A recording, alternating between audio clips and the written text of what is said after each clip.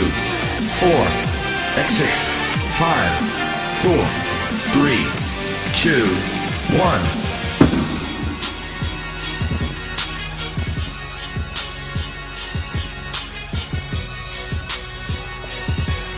Here is the starting lineup for your Edmonton Oilers.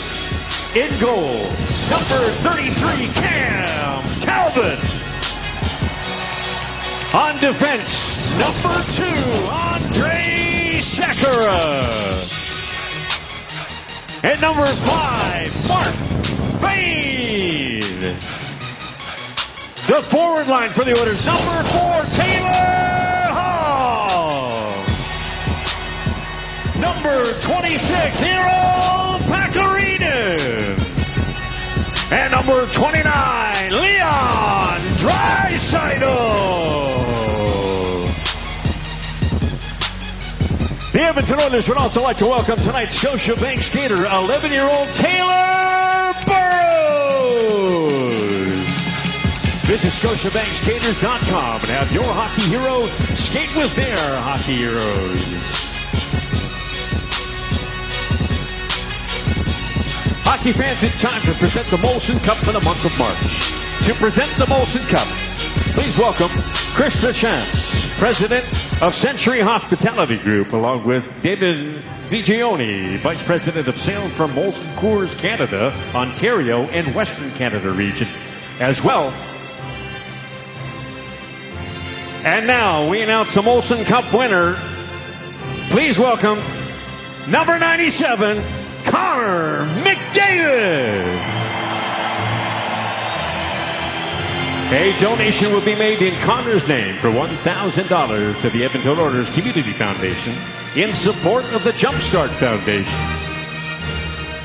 On behalf of Molson and the Edmonton Oilers, congratulations, Connor.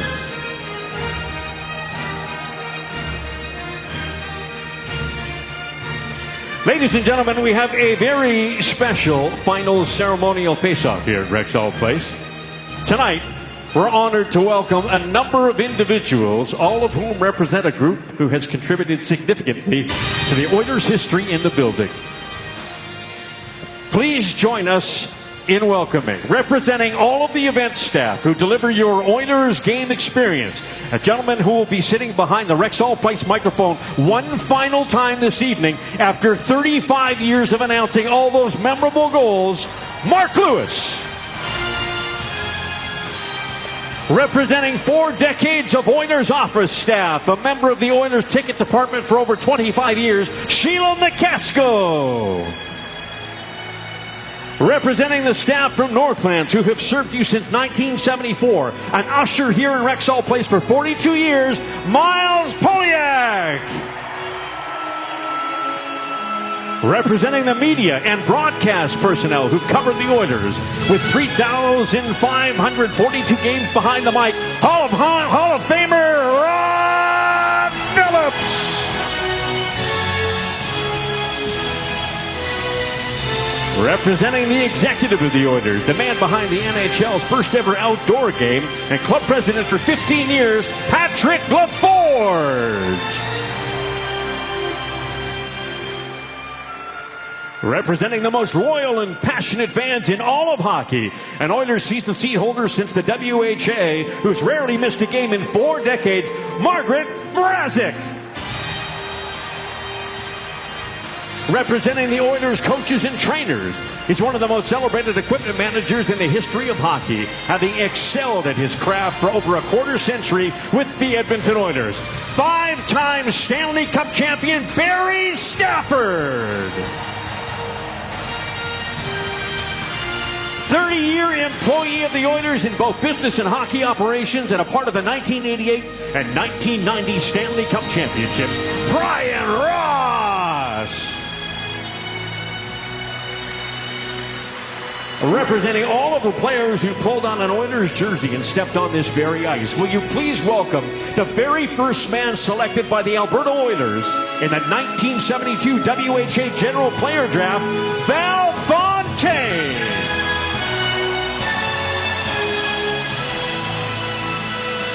And finally, representing the ownership history of the Oilers, a man who twice led major initiatives to keep the Oilers here in Edmonton, including recruiting investors for and eventually becoming chairman of the Edmonton Investors Group, Cal Nichols.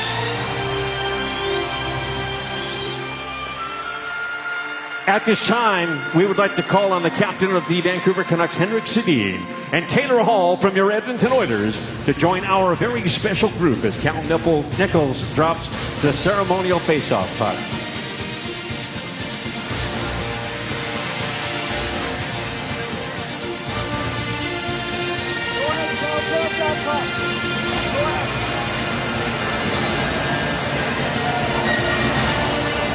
Fans, let's hear it for this great group in 42 years at Rexall Place.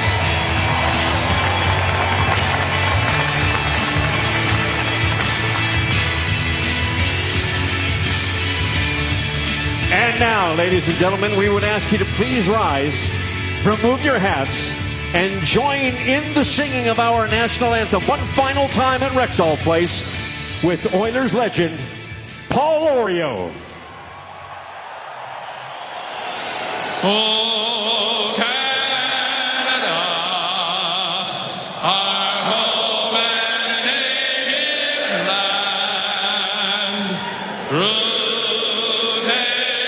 with love in all thy sons of man.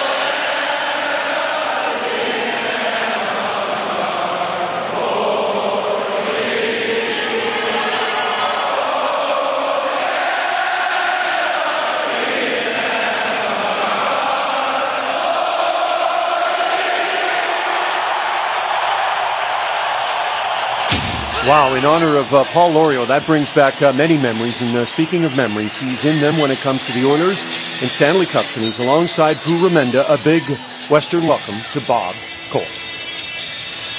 Good evening, everybody. And for the very last time, a big welcome from Rexall Place, home of the 5-time Stanley Cup champions, the Edmonton Oilers. Vancouver Canucks are in town tonight. Starting goalies brought to you by Tim Hortons, official coffee of the National Hockey League. Jacob Markstrom is making his 29th start of the season, and that is a career high for him. He has a 2.61 goals against average. Well, you know, there have been some great goalies for the Oilers here in this building, Rexall Place. Andy Moog, Grant Fuhr, Bill Ranford, Curtis Joseph. Now it's Cam Talbot's turn to show them what he's got on this last game in this magical building.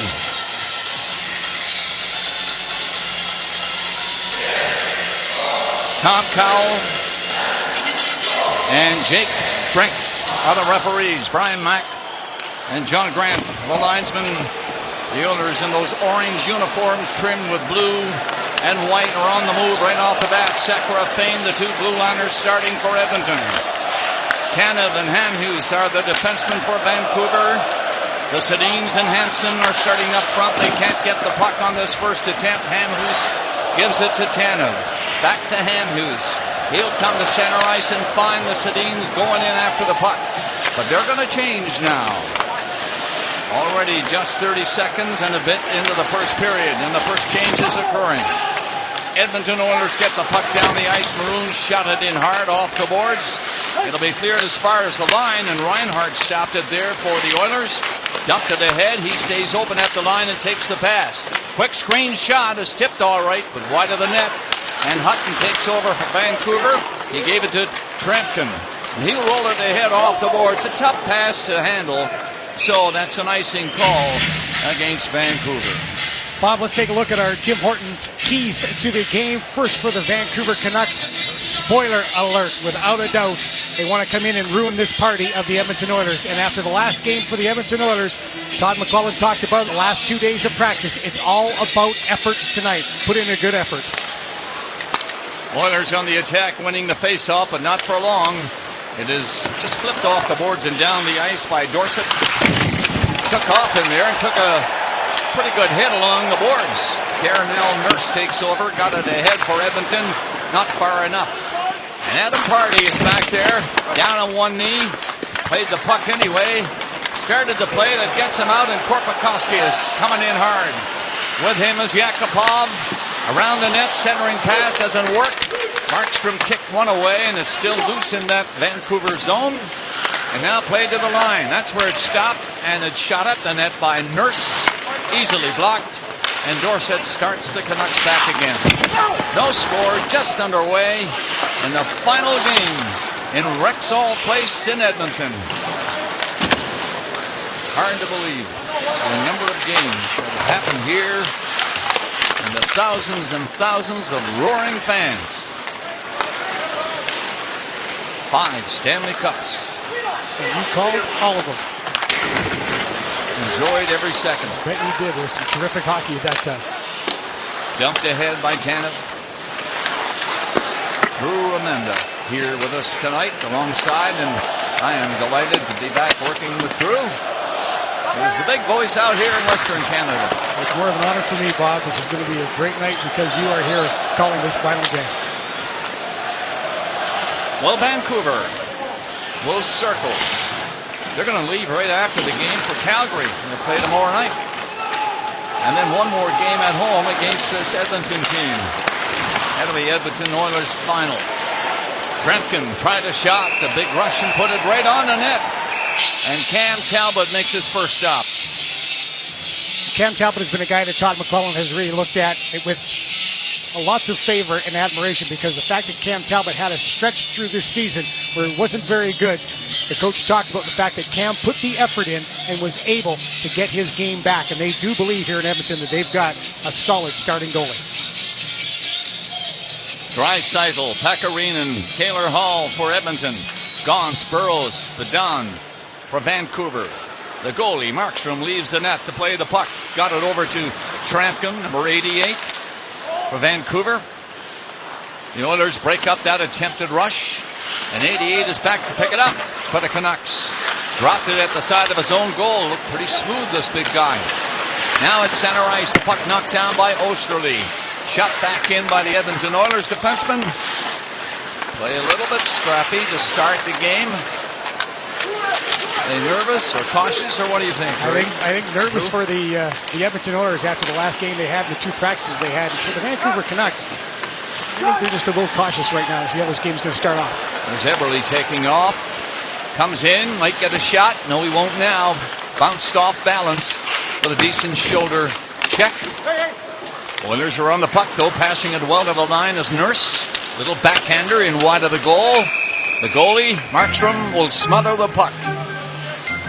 Willie Desjardins has had a turbulent season because of all the injuries that the Vancouver Canucks have incurred, but he went on record last game talking about the culture. He wants to make sure that the culture does not slip in Vancouver, and boy, the Sedins really helped him out in that case, because those are 2 veterans who do not let anybody slip and get away with not giving everything they've got.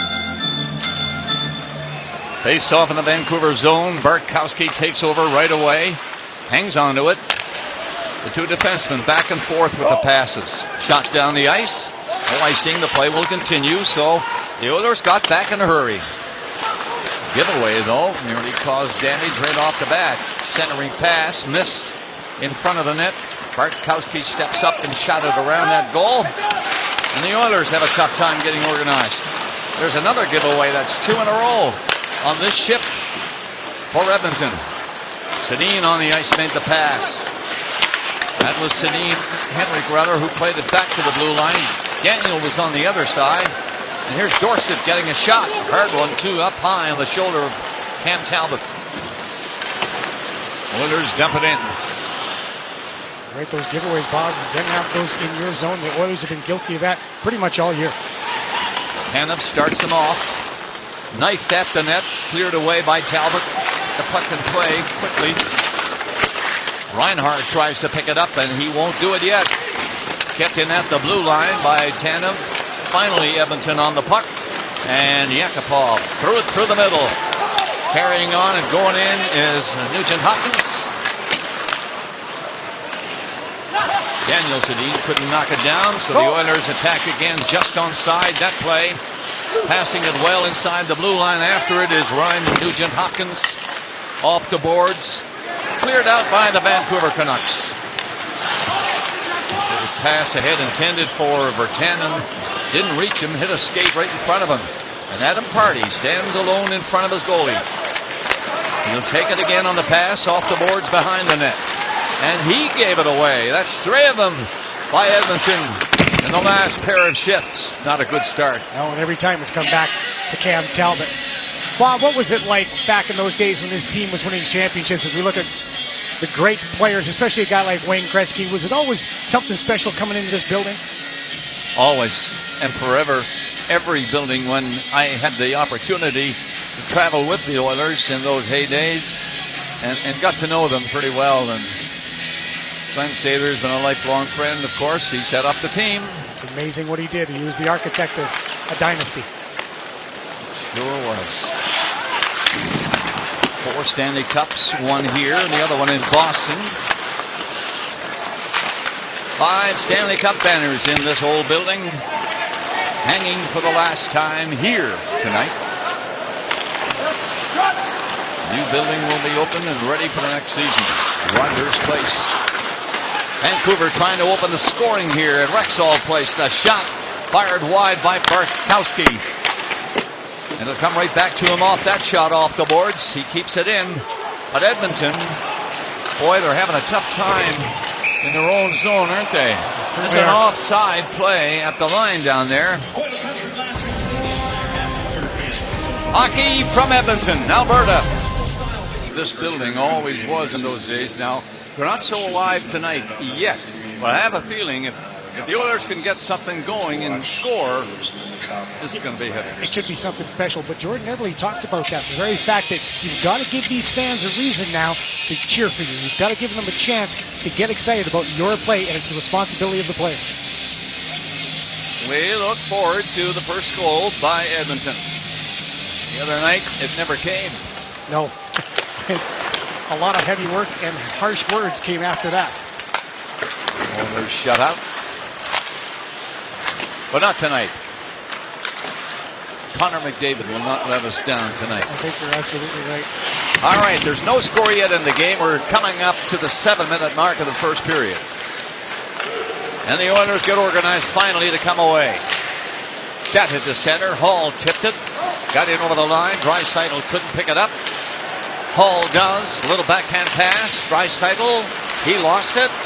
And it's going to be cleared out of the zone by the Vancouver Canucks. Dorsett tried to get a stick on that shot. Just missed. Back out for Pardy. Adam Pardy. Nice pass on the right side. However, the puck didn't get over the line, so Pardy was in deep. That stalled the play. So they go back to start all over. 12:25 left to play. Period 1. No score. Vancouver and Edmonton. Stepping up is Patrick Maroon. Maroon nearly got in position for the shot. He was covered just in time. Turning away, Ben Hutton. Canucks get the puck across center, that's all. A hooking call. Did I see that? I didn't, but it happened behind the play. And it is going to be Connor McDavid going to the penalty box for the hook. First power play, which has really been struggling for the Vancouver Canucks. They will go to work right now. We'll look at Connor McDavid. There's the stick up on the hands. He stays with it parallel to the ice, right across the body. Ref's going to call that all the time. That's a pretty good hook. Not bad at all. Didn't hurt him. If you're going to do it, you should deserve it, right? Face-off is to the left of Cam Talbot. Vancouver power play. Specialty teams, Drew, with these two teams not so hot. Vancouver Canucks have really struggled. They've only scored 2 power play goals in the last 15 games. 52. Vancouver trying to organize now with McDavid in the penalty box on that hooking call. No score in this first period, nearing the 9-minute mark. Vancouver organizing. You know the Sedins are on the ice, and here's Daniel. Didn't get too far in that attempt. The goaltender, Markstrom, is out again. He fanned on that first pass. That was nearly costly. Recovered. No damage done. So Tannen is coming back. He's not going to get the pass. Going to be brought on by Hamhuis himself. But now he drops it. And now up is Tannen. Got in over the line and shot it deep around the net. Talbot came out to play it himself high on the glass. Stopped at the blue line. Vancouver power play. They get it in around the net all right. But Tannen slapped it hard. Got all the way to the blue line. Coming on this side is McCann. Back to the line. Tanev covered. Won't get a shot. Horvat does. Wide of the net. Other side for Hamhuis. He'll just bet the puck ahead, and that's a pretty good giveaway to Pardy. He skates a bit and then gets it all the way down the ice. Smart play by Adam Pardy. And a change made by the penalty killers. Hamhuis skating well, coming in on the attack. Breaks on Fell. Shot went high over in front of the net. It was missed by Nugent Hopkins. Shot in wide of the net. Dorsett couldn't reach it. Gets to the corner. He then flipped it at the net. Had a man open in front too. Granlund was all alone. A penalty is done. No shots on goal. And Edmonton attacking right in on goal. A backhander by Sekera. He just missed it. Now there's another penalty, and it's going to be against Vancouver. Here's a call. Well, we had a power play for the Canucks. Now, a power play for the Oilers. There's no score yet in this last game at Rexall. Power play. Did you get excited when you saw that your team had the man advantage, 5-on-4, maybe 5-on-3? Well, absolutely. Power plays are what good part of the game, and when you had great players we had, it made it a lot of fun for sure. What do you think of this night that is just beginning and just sort of building a crescendo? Well, it's going to be fabulous. I don't think there's a team in the league that does their events better than the Oilers. I mean, I was fortunate enough to get my sweater retired here and see some of the other guys, and Donnie Matz puts a lot of work into it. We're looking forward to it. Yeah, he put a lot of work into this shot, and the Oilers have put a lot of work into trying to get lots of people back. Are you not surprised how many have returned? I think it's great. I mean, we were in the hospitality suite last night, getting a chance to introduce myself to some of the guys I didn't know, and it was fabulous. Paul, thank you. Everybody knows you. Enjoy the night, and we'll see you later. I appreciate it. Thank you. Oilers would love to have him out there now to help them on this first power play for Edmonton tonight. They haven't had a shot on goal in the game yet. So one's got to come now, you would think. They spread out in there and pass the puck around well. Side of the net, this pass. Now right in front, and coming in was Sekera. And right at the goalie. And Markstrom was ready for that. A lot of puck movement, a lot of player movement, and Andre Sekera activates at the right time. Keep your eye on the right side of the screen. Sekera's moving. Everybody's focus for the Vancouver Canucks is on the movement in the corner, and a terrific pass by Connor McDavid gets it through the legs at the right time. Shot away by Hamhuis down the ice. No score, first period. Quiet crowd at Rexall Place. Anxiously waiting something to happen by Edmonton. Well, here he comes. McDavid made the pass to Hall, dropped it back. McDavid is right there, didn't see it right away. Now he does, and he has it under control. The pass was intercepted by Gauntz, and he shoots it away. Well, the Oilers not doing well so far. They've had just the one shot on this power play. It has 44 seconds left. Three of them line up and come strong to center. It's brought in by Nugent Hopkins. Stopped. Played across ice. They're still on the outside. Good four-man box set up by Vancouver from the blue line. No shot. Maybe now. The shot by Letestu. Blocked. Another shot. That's blocked. And no rebound this time. Little pushing and shoving in there. Big Tramkin for Vancouver. Make sure there's no damage done to his goalie. Tramkin is big, 6'5", going up against another big guy in Patrick Maroon, who knows that if he wants to be an impact player, he's got to set up exactly where he sets up in front of Markstrom. Looking for the rebound. not cleared away, and a turn and shot, and Patrick Maroon continues to snap at the puck. And here's our Samsung net cam. As you see Markstrom, and the puck just goes underneath him. He's able to make the stop, and Patrick Maroon not having any chance to get to it. So the face-off in the big circle to the left of Markstrom. Won by Vancouver. Good turn by Ben Hutton. He flipped it high and got the puck out. Osterley backs up. He's caught. He'll have to go back again. Now turns around and hits the line. The pass comes right through the middle, and Nugent Hopkins carries on. Shot it to the corner, hoping Patrick Maroon could catch up. 5 players are with him on the boards. Nugent Hopkins went down. Penalty done. Total of 3 shots on goal.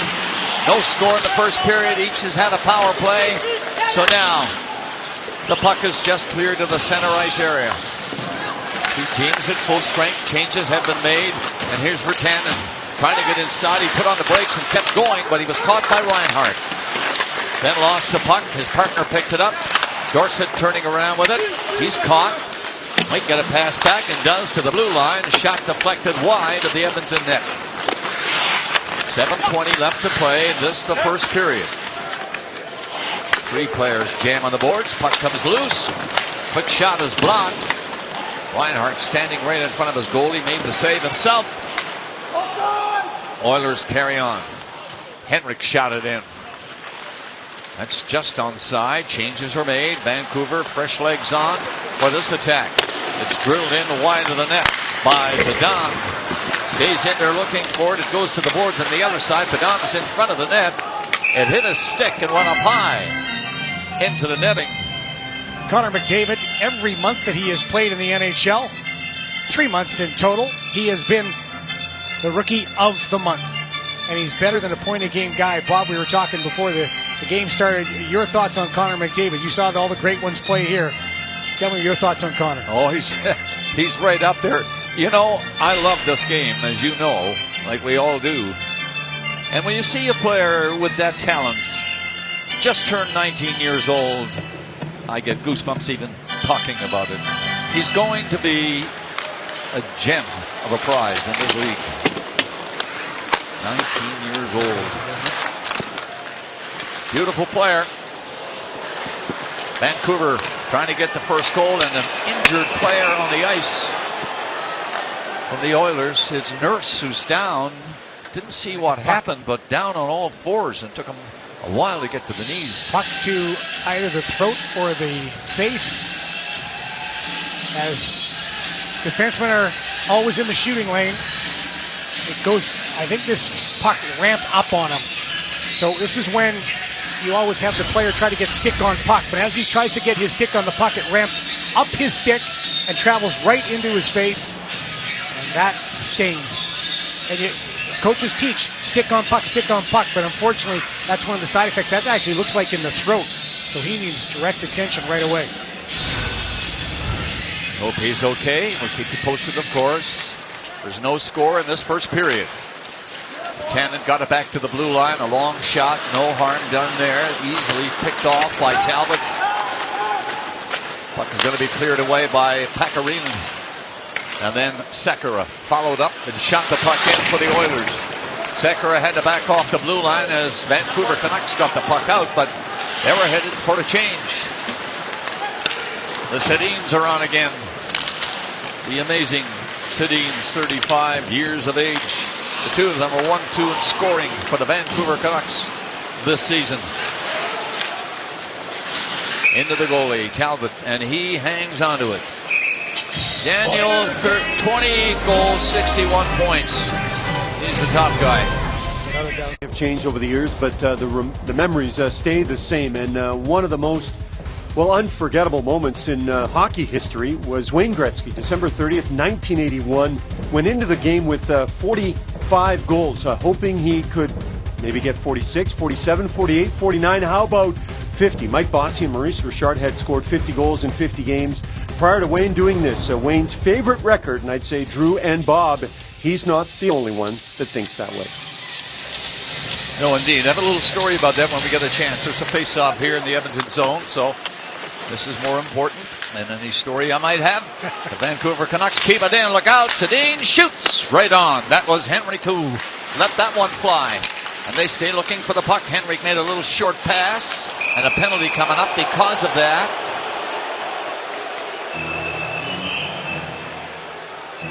Daniel was hauled down as he took the pass from his brother. And it was that short little pass. It's very hard to contain the Sedins. Edmonton minus penalty for tripping. Todd McCullough and Mark Fane both disagree. Yeah, well, I think you've got a case if you're Mark Fane and Todd McCullough, but if you're Daniel Sedin, you will draw the attention of the referees. And this looks like a good stick battle right there between two guys fighting over the puck. But the referee decided to make the call, and Todd McCullough looks on, and Mark Fane looks up, and the crowd boos as they see their team shorthanded again. Aha! They've come for a hockey game. They're going now. The Oilers penalty to number 5, Mark Fane. That's cleared all the way down the ice. Time 14 minutes, 27 seconds. Second power play of the period for Vancouver. Fane tripping at 14:27. Shots were few, though, on both power plays.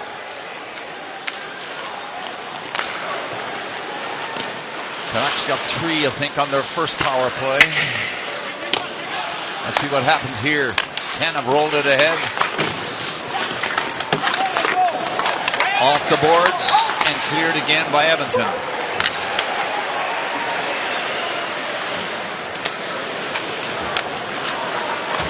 Said they had 3, but no, looking at the stats of that first power play, in fact, they failed to get a shot in that first power play. See how they do now. Edmonton was not much better. There's no score in this first period. 4:34 remaining. And only 55 seconds left in the power play for Vancouver. They're 200 feet away from Cam Talbot. Shortened up a bit with that pass up to Daniel. Slams the puck in. Daniel Sedin waits for it. It hits his skates all right. And he keeps it into the corner as Sekera failed to clear it out. Stopped at the line. Hutton tried a shot, was tipped wide of the net. Loose puck right there at the side of the goal. Daniel fed it back along the boards. Henrik threw it to the middle, gets it again. Henrik Sedin, or rather Daniel now on it. The two of them back and forth with the puck, and Daniel missed it at the blue line. That doesn't happen very often. Henrik takes his pass, didn't control it properly. Has another shot at it though. Drops it out to the line. Hutton passes off. Shot from the other wing. That was stopped by Sekera, and that hurt him. He cripples around a bit. Henrik Sedin ready with the puck. Centered it. Penalty is over. And again, no shots on a power play for Vancouver. Henrik plays it up in close. That's broken up. It's going to be brought out by Nugent Hopkins. He's coming down with the right wing pass, and he hits for the net. Puck off the goalie. He's on it. Nugent Hopkins over on the boards, got his skates down on it, but he can't move thanks to Biega of the Vancouver Canucks. Had it covered all the way. There's a giveaway. And Hall is around the net. Centered it. Down for Nugent Hopkins. Couldn't jam it home. Markstrom hangs on. A scrap might come out of this with sticks high. Pushing and shoving, and the two referees are hollering at everybody. See if they break him up without a penalty. Over 8 million new ways to make your chicken beautiful at Harvey's. More toppings, more sauces. Now that's a beautiful thing.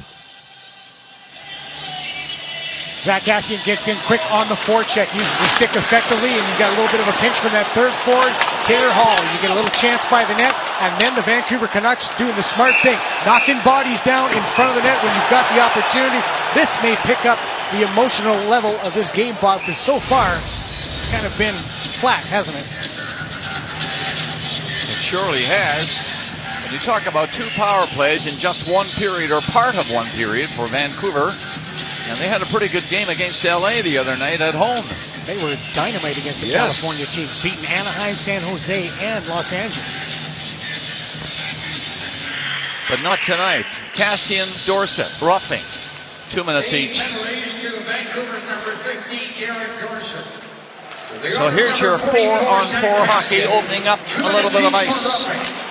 The Canucks speeding in. The shot to the glove of Talbot. And he hangs on. I was mentioning about when Gretzky got those 5 goals. Well, he told me it was funny. Walter was talking, of course, all week with Wayne, and he was going to make the trip out. He didn't want to miss the 50 goals, right? Right. So he was going to come out the next game, and Wayne called him after the game and said, "Dad, don't bother coming out. I got 5 tonight." And Wayne Gretzky will be with our Gene Principe and the boys on the panel. We're looking forward to that. That's awesome. Don't bother paying for the plane ticket. I got 5 tonight, Dad. Sorry. 2:30 left to play in the first period. No score here tonight. Not yet. Little tip-in attempt in front of the net, and then the Canucks are going to clear the puck up the center off the boards. They want to make a change. And that's going to be an icing call. So they can't make a change now. When you look at Wayne Gretzky, all of you've seen with Wayne Gretzky, and now you have Connor McDavid, and you look at their total points, and it's quite an interesting comparison. In the first season with the Edmonton Oilers, Wayne was able to play longer games, 137 points, 1.73 points per game, and the 1.05 points per game for Connor shows that he might be able to get close to that company of the great one. He's played 43 games, as you know, Drew. And he's got 45 points. Amazing. Absolutely amazing. I was never great at math, but I believe that's a little better than 1 point a game. I think you're right. And it took him a while to get back from that broken collarbone. Bone in the chest area, wherever it was. Yeah, that's where it was. Now the passing continues inside that Vancouver line. The first shot from the blue line is way wide of the net. Another penalty call by the referee at center ice. It's going to be, I think, to the Oilers on this one. Hooking. Nope. Vancouver. I'm sorry. It's Vancouver, yep. My mistake. So this is the hook. Tanev. Yeah, you're right. Absolutely right on top of it. Chris Tanev right there. I thought when Tanev went down, that was the call they're making instead. Chris Tanev hooks up Jordan Eberle and the 4-on-3 power play, which we don't get to see very often. So Brink and Cowell, the referees, it seems, are going to call everything tonight. It looks that way, doesn't it? 1:55 remaining in the period. Sekera ready. Blast the puck into the glove of Markstrom. Crazy about that decision from Andre Sekera. I like the fact you want to get the puck on net and attack as soon as you can. But a 4-on-3, you can take your time a little bit more. You can have that opportunity.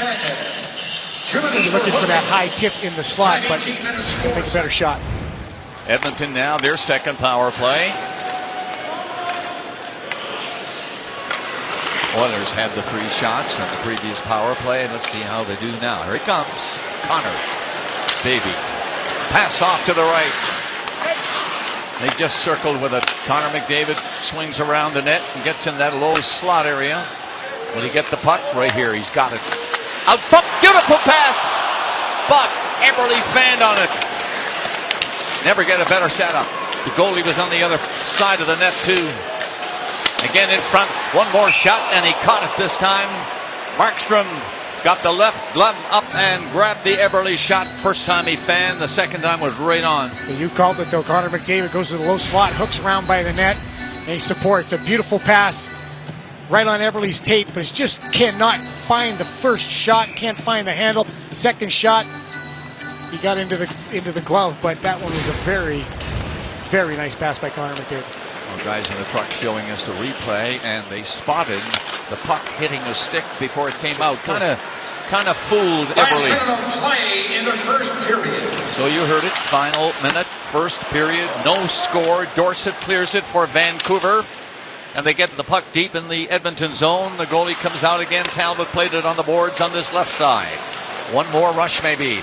Down to center, Draisaitl in over the line. He's had a good season for Edmonton. Comes on right behind him, Maroon, and around the net to the other side. Hall on with the brakes, trying to get away from Gauntz. Does with the pass, and Letestu shot it to the corner and got it back. Letestu around the net. Taylor Hall back for him. Letestu has nobody at the blue line. Now there's just one soul back there, but he goes deep with the pass. Finally, it comes near the line. Time winding down. Crowd wants a shot. They get one. It's wide. Draisaitl centered it. Again! A slap at its side of the net, and it doesn't go in. 3 seconds remaining, and that should do it. First period done in this final game at Rexall Place. The shots were 8-7 Vancouver after 1 period.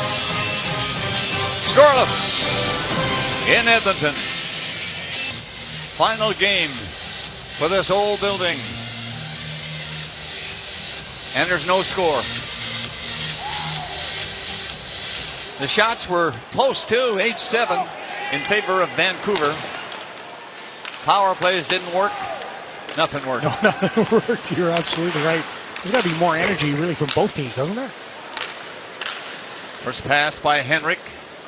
Sedin down the ice. Didn't quite hit his man, Hansen, who was on the fly going in on the right wing. So the Canucks back up. Henrik tries it again. That was a blind pass. They seldom work, and that one didn't. Foreshore. Icing call against Edmonton. Well, Todd McClellan, a lot was made of his comments after the game against the Calgary Flames. But he talked about it today that they've washed everything away. They had 2 really hard practices. But when he was asked whether losing's become ingrained in the organization, he said, I'm not prepared to say that. He still believes in this team, and he still believes that they want to be Edmonton Oilers. Sekera played the puck on the boards and did not get out. By the way, Darnell Nurse, who was hit with the puck in the first period, went to the room, did not come back. He has not started this second period. Gene is checking on that for us. Vancouver Canucks trying to trust the situation. Good forechecking by Vancouver. Good play by Horvat. Prevent a clearing play. Puck loose inside the line again. Shot comes to Talbot, but bad angle, not hard, right at him. Hangs on to it. Bobby, you and I were laughing listening to the great Wayne Gretzky, 99. You got to watch him all these years, call all of his important games, especially the Stanley Cups. Nobody scored more goals as an Oiler at Rexall Place than the great Wayne Gretzky. But as soon as you started talking about Walter, you lit up. Why is that? Oh, my goodness. Well, we go back a long way, too, of course. And Walter is Wayne. Well, you heard him in the interview there with the boys in that first intermission. He has been such a major part of it. And I always cared about Walter. He's a good man, isn't he? Oh, wonderful person. Phyllis, his wife, fortunately passed away. She was a lovely lady.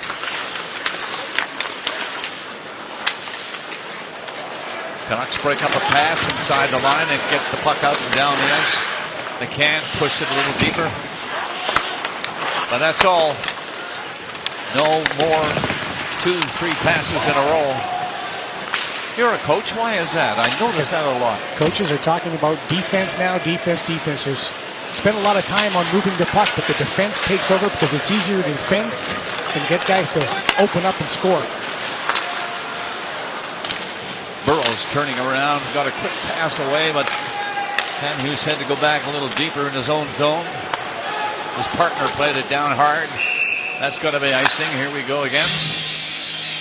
Well, we saw Darnell Nurse take that shot to the face or the throat in the first period as he was attempting to block. And as we look at the Oilers bench, they are going to be down Darnell Nurse for the rest of the game. And as defensemen, again, this goes what coaches want. They want shot blocking. They want stick on puck. They want you to close time and space. But there, the puck ramps up and hits Darnell. And Darnell comes off, getting immediate medical attention from TV Force.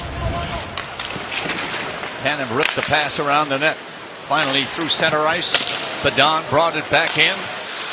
Shot from a short side angle, and that's cleared away. And it got outside the line, 1-on-1. How will this shape up? Cassian trying to get in, couldn't get inside that one-man back. Henrik's played it over in front of the net. Nobody could do any damage there, and Burrows had made a pretty good play to get the puck out of the danger spot, straight out from the net. Canucks back, and Burrows hit his man near center ice. Pretty good pass. Henrik brings it on from his brother. Goes in around the net. Made the circle, no shot yet, and he just threw it over wildly to the far side. Henry got a stick down on it, couldn't make a play. To Daniel, who was in the corner. Still no score in the hockey game. And we're nearing 4 minutes of play in the second period. Very few whistles. End to end, but nothing happening. Shots are 10-7 in the game.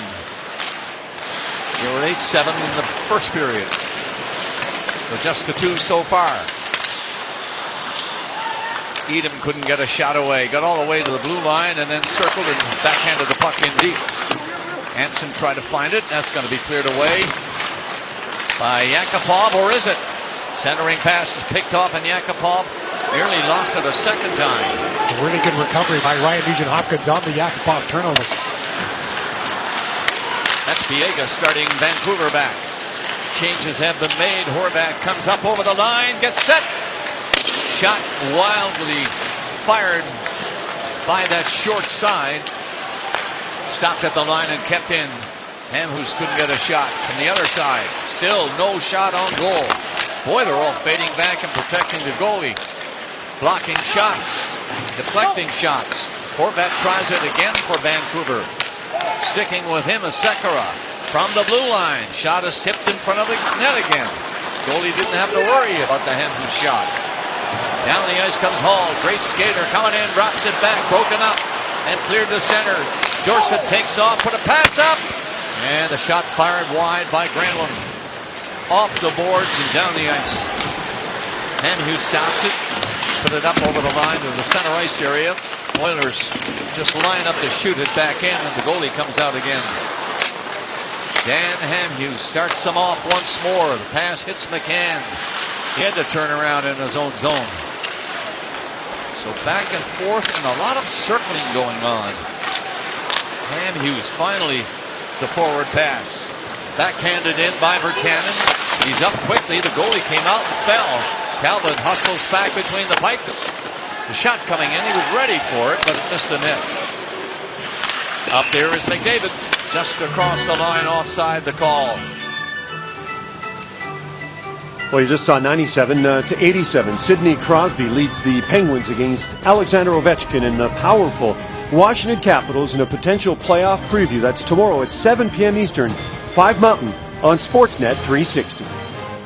We saw Wayne and heard Wayne in the first intermission, and the panel will be ready for Mark Messier in the second period intermission. So we look forward to that. Okay. Mark, talked to him this morning. He looks fabulous. Doesn't he? He could still probably scrap on the blade, don't you think? I wouldn't doubt it. Dr. Grant Fuhrer, and he looks pretty good too, and I mentioned that to him, and how are you feeling? He said, my golf game is great. It was always he's a good golfer. Really good golfer. It was always great. So when you were with the Oilers all those times, and they had all those stars, was there any thought that they might lose a game? Did they always go into games? Did you always think this team's going to win games, period? No, I never did think about that. I just thought about how lucky I am to be able to go to work in a booth like this with a person like you alongside and watch all these great hockey players. Legendary. That is unreal. Amazing. Talk about being spoiled.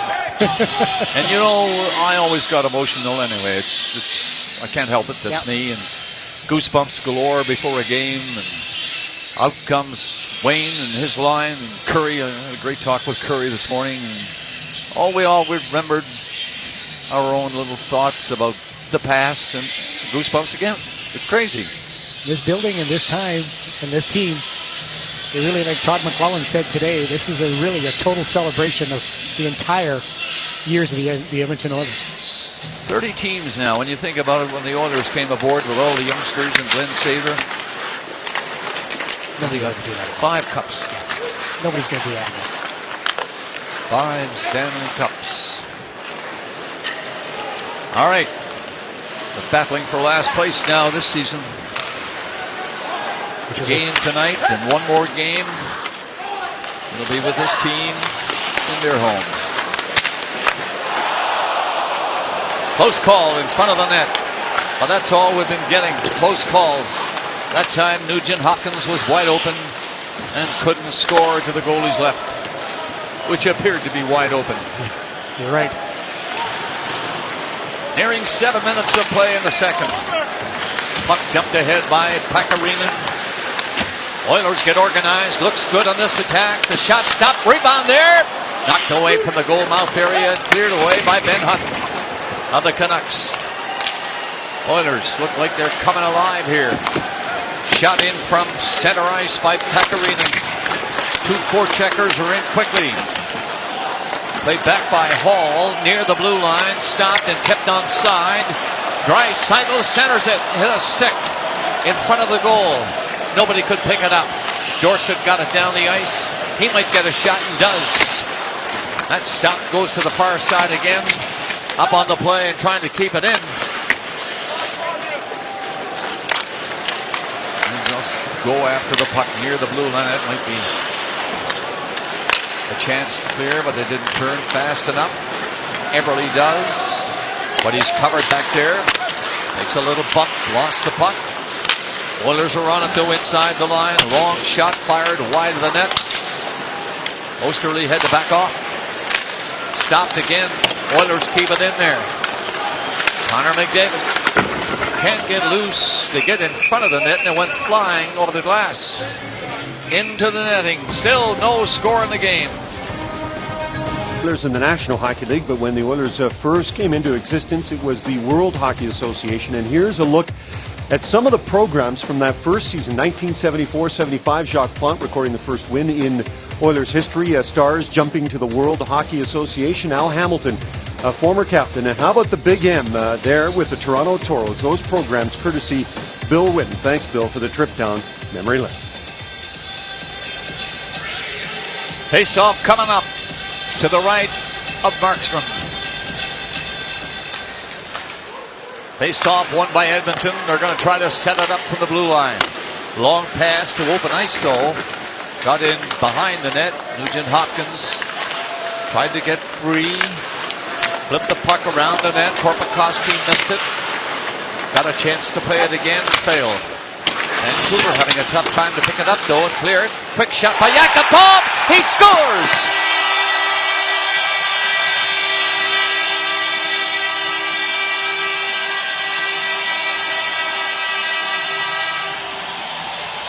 Well, you knew it had to come. Yakupov, and it was just like that. Puck came to a stick. That was a beautiful shot. It certainly was, and that's what Nail Yakupov can do. If he gets to the right position on the ice, he can use that terrific release to beat pretty much any goaltender. And this is off the forecheck. It's a good job by the Oilers to get off the forecheck and work off the boards to the net.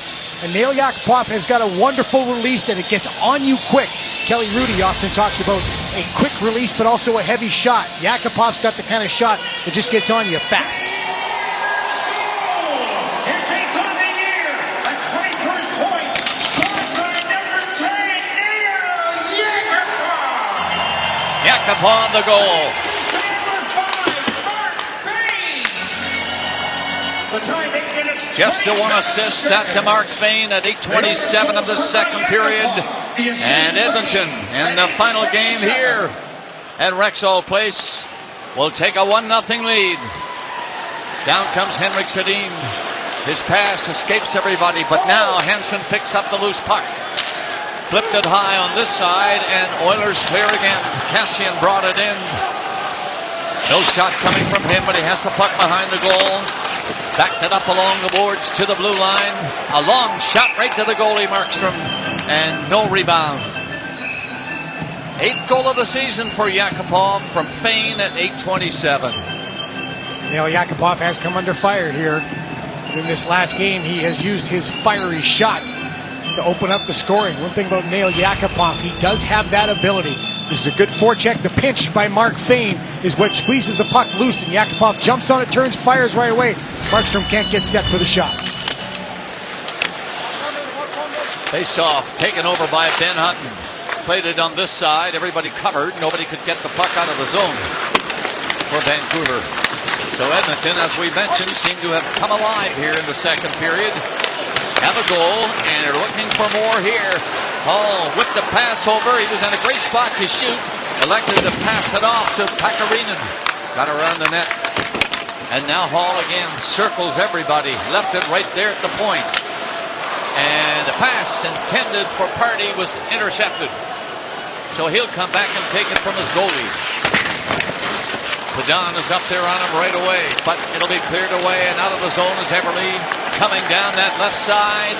Everly around the net, looks out front, gets ready to make the play. The shot is on. Rebound off the lower part of the pipe. It did come out front, but nobody could get a second shot, and Gauntz is out for Vancouver. He'll shoot one in wide of the net. That's harmless enough. Taken over by Reinhardt. Played it ahead a little bit, but not too far, not far enough to get it out. 1-0. Edmonton leading with 9:25 left to play in the second period. Chris Tanev brought it back and gave it to Henry. Pass through the middle. The big circles go on again. And it's lifted high and deep into the Edmonton zone. Penalty coming. Horvat was tripped.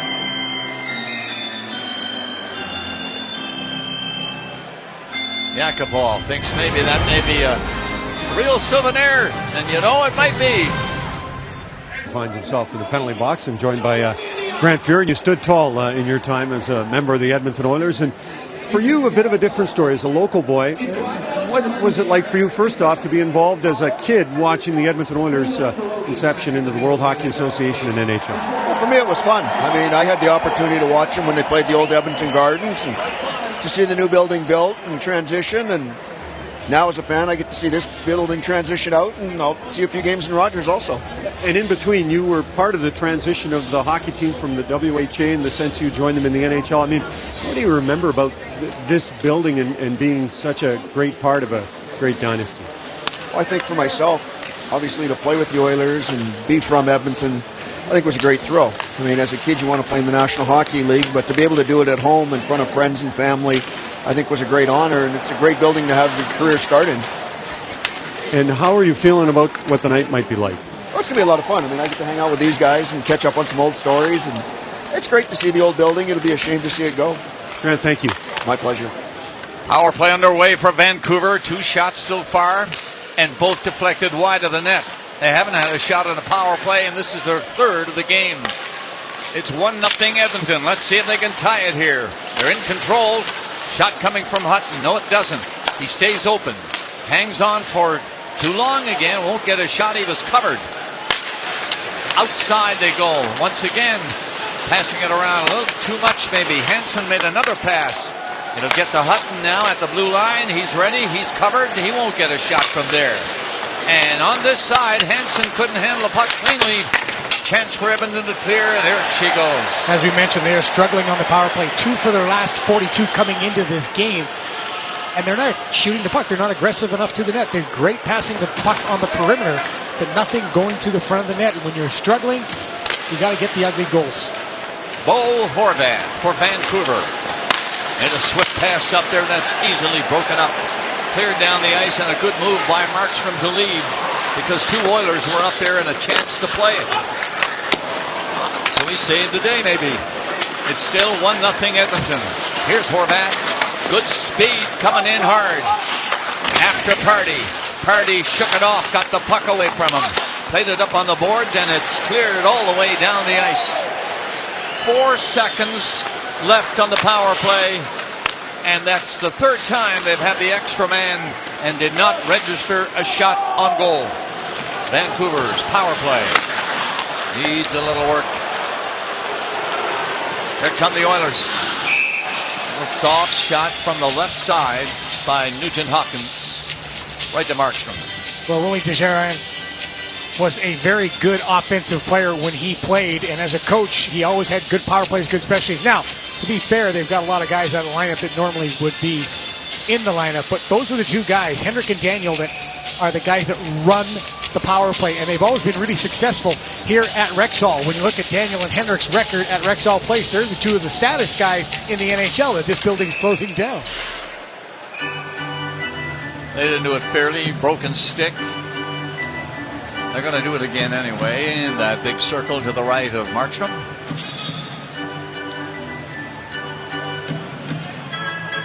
It was Everly who had the stick broken, got a new one now, and we're set to go. 6:56 remaining, second period in Edmonton. The Oilers win the draw. Setup goes to the boards at the far side. A shot anyway. Do it all over again. Another face-off right there. Markstrom doing a good job eating the puck, not allowing a second chance. You were right a few minutes ago when you talked about the Edmonton Oilers starting to come on. Yakupov gets the goal. They have a good penalty kill, and now win a face-off to get a shot on net. It's not a scoring chance, but it's a good shot on net. And once again, you see the little spin move in front by Connor McDavid looking for the rebound. Oilers score again!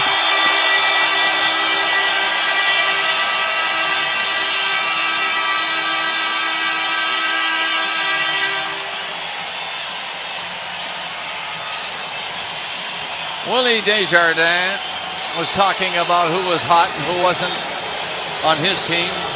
And Todd McClellan was telling us that Patrick Maroon has had a great second half. And here he goes again, 2-0.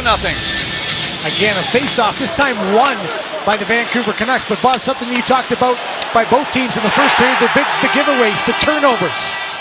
A giveaway that just should not happen. Not really a lot of pressure, but Patrick Maroon coming back up through the middle. Again, turns, fires in on a heinous giveaway. Number 10 in the season for Maroon. 13-16 the time. And an unassisted goal to boot. The Oilers goal scored unassisted by Maroon at 13-16. All right, 6:20 left in the second period now, and Hutton tries to do it himself. He gets up as far as the blue line, then backhanded the puck in. Oilers were all back. They're going to clear the zone easily. Nice pass down that far side. They get in, but offside was Pakarinen. Coming in hard, waiting for the pass from Hall, and he was ahead of the play. Patrick Maroon is somebody that the Oilers are looking to the future with. Patrick Maroon comes from the Anaheim Ducks. He's got great hands. As he describes himself, a big man with a good set of hands. Emerson Edom throws that to nobody but the guy in the orange jersey. And it's a very tough puck to pick up from the Samsung net cam. Markstrom moves out. He realizes the giveaway too early, or too late, I should say. There's nothing he can do on that shot. 13-16 was the time of the goal. The second of the night for Edmonton. That's the scoring in the game. Long shot from the blue line by Sakara. Didn't get through. Sedin centered. Knocked down again by Fane. His drive right on rebound. Nobody could pick it up, and two players were in close. Nice save by Markstrom as he went down, made the right pad save, and the puck shot to center ice. That's Daniel Sedin who played it back, and then cleared in by Henhus. Yakupov, he got the first goal. Gave it away! Hansen. He'll never get a better chance than that in this building anymore. 5:15 left in the third. That'll shake you up, wouldn't it? It certainly will. Saw Emerson Edom do it and almost return the favor, Nail Yakupov. There's Cassian coming in to pick it up for Edmonton. Pinned on the boards by Biega. Oilers keep it in at the blue line. The pass across the line by Osterley. Shot is wide. Oilers seem to be beating Vancouver to the puck now, and all these deflected shots and rebounds. Two of them fighting for possession along the boards. And it's veered around the net to the other side. Canucks don't get it out. A giveaway. Cassian can't get a shot. Passes off from the blue line. Kept in Reinhart. Boy, we're seeing a lot of giveaways. That was another stellar giveaway inside the line, but nobody could take advantage to get a shot on the net. Cassian is dumped hard. I think they're going to call a penalty. Maybe they let the play go for a bit. The crowd wanted one call, but no, the play continues. And broken up just inside the Edmonton blue line. Like Cassian is going to go. He and Dorsett, after Dorsett hit him with a pretty solid check. Now through center, picked off by Granlund. Turned around, flipped the pass out front, and Virtanen couldn't get it. The Oilers do, and here he is. Look at him. All down. Gotta be a penalty now. Yeah.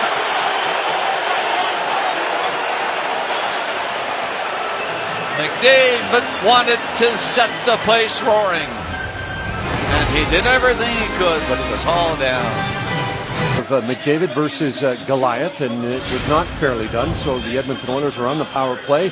One of their final power plays in this building, a building that has less than 17,000 seats, the MTS Center and Barclays Center also under that total. The cameras are on, well, not the wrong side, but the other side. First NHL arena with a center-hanging video scoreboard, and only MSG in New York, which unofficially 1968 is older than this building, Drew and Bob. And the face-off deep in the Vancouver zone to the left of the goal.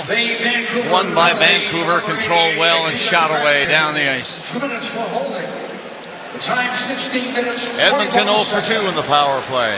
The Canucks penalty track and holding at 16. So the Oilers get possession and skate on in with it and dump it deep.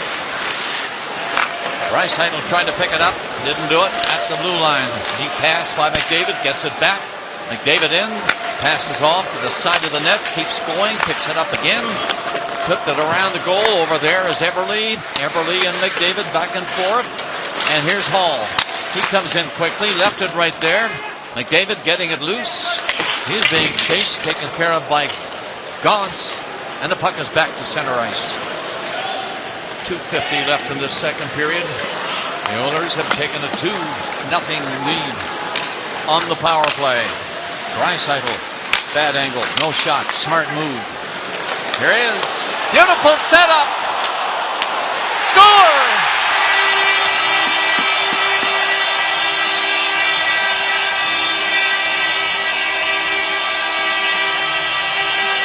Connor McDavid. Remember that name. You gotta love him. You called it, though, about Leon Draisaitl. Didn't have the shot, pulled up, so then they tried to set something up. And they walk into the zone, good entry into the zone with support. And then you start looking for options. And Connor McDavid just stayed with it, stayed in front of the net. And just, he's got such great hands to take away pucks from opposition, but also a little tap here and there in the right position. It'll put the puck in, always around the net. Fakes the look to the net, stays with it, always trying to find the puck. Terrific finish by number 97. Wow. That's number 16, by the way, on this season. This shortened season for him. Connor McDavid, 17-26. Makes it 3-0. Getting in there now is Jared McCann. Centering puck for Vancouver. At the line, Bartkowski came up and couldn't steady it. And the Oilers have now taken over here in the second period. Eberle and Hall at 17-26. 1:52 left to play in the second period, here at Rexall Place. And McDavid from Eberle and Hall at 17-26, the third goal. That one on the power play to boot. Vancouver will attack. Coming in is Horvat. Right in on goal. He was grabbed from behind. The play goes right on. He couldn't get a decent shot. Canucks are on it though. Slapped around the net. Party stopped that. Couldn't move it very far. It comes to Yakupov. He tried a little soccer move. Had a stick broken. And did a pretty good job. Love your business but not accounting? You need FreshBooks, the cloud accounting software designed exclusively for small business owners. Yakupov stick broke, tries to kick it out. Well, no, it didn't, but then he makes a beautiful kick save. Kick save and a beauty by Nail Yakupov. The goal, a little bit of a cycle. Connor McDavid looks to go net, goes instead to Jordan Eberle, his favorite target, but then stays in front. Talked about power play struggling. When your power play struggles, get a greasy goal. And there's your friend Walter, enjoying number 97 like he used to enjoy 99. Yes, sir, Walter. You're looking great.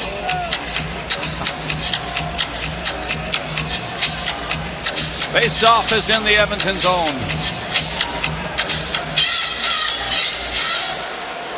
Puck comes to the boards, and the Oilers are jumping to the puck every time.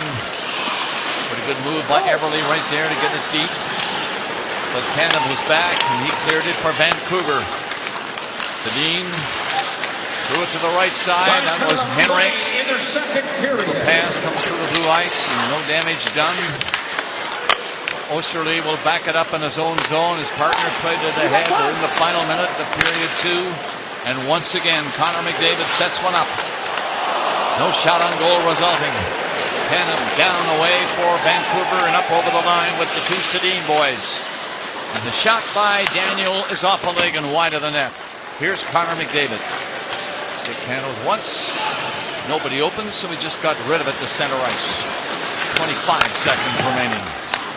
Once again, the pass hits Hakarinen. He rolled it over the line okay, but it was taken away quickly by Biega. Once again, he'll take it and go behind his own net. Paul is in for checking. Giveaway in there. Hakarinen shot deflected wide of the net. On the puck is Nugent Hopkins. It hopped away from Hall behind the goal. That'll do it for the second period. All Oilers. Coming up next, to the point. And it's goals by Yakupov, Maroon, and a kid by the name of Connor McDavid.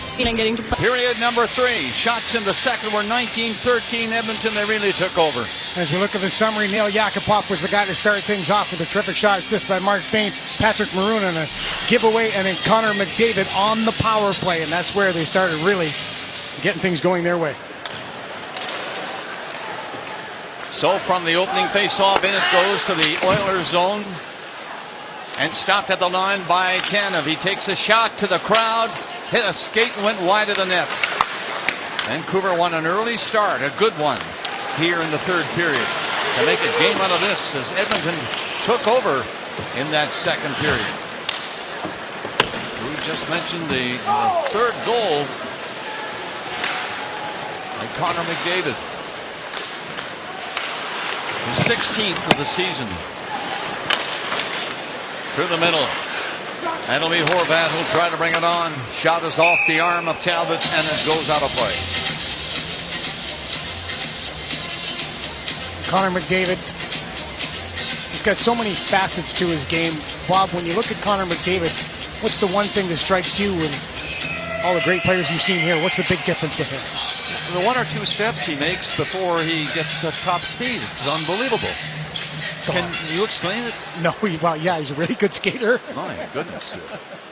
But lots of good skaters, but they don't get away that quickly, that fast. Right. And as you mentioned, it's as you said, he was like Paul Coffey as far as his skating ability. Paul would skate and pass everybody like he was doing nothing. Here he comes again, folks. Hard backhander, too. Goalie makes the save, and nobody could get near the rebound. Exactly what we just talked about. 2 steps, he's past everybody. Gone. Didn't see that pass. He was heading for a change.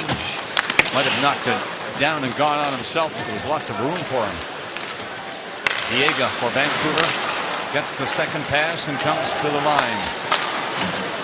Shot it in off a stick. Play will go on because of that. Cleared hard by Sekera. Doesn't get out. Canucks keep it in. Quick shot off a leg again. Doesn't reach the goalie. Talbot was moving to it. Deflected wide. And it played along the boards. Granlund stabbed at it.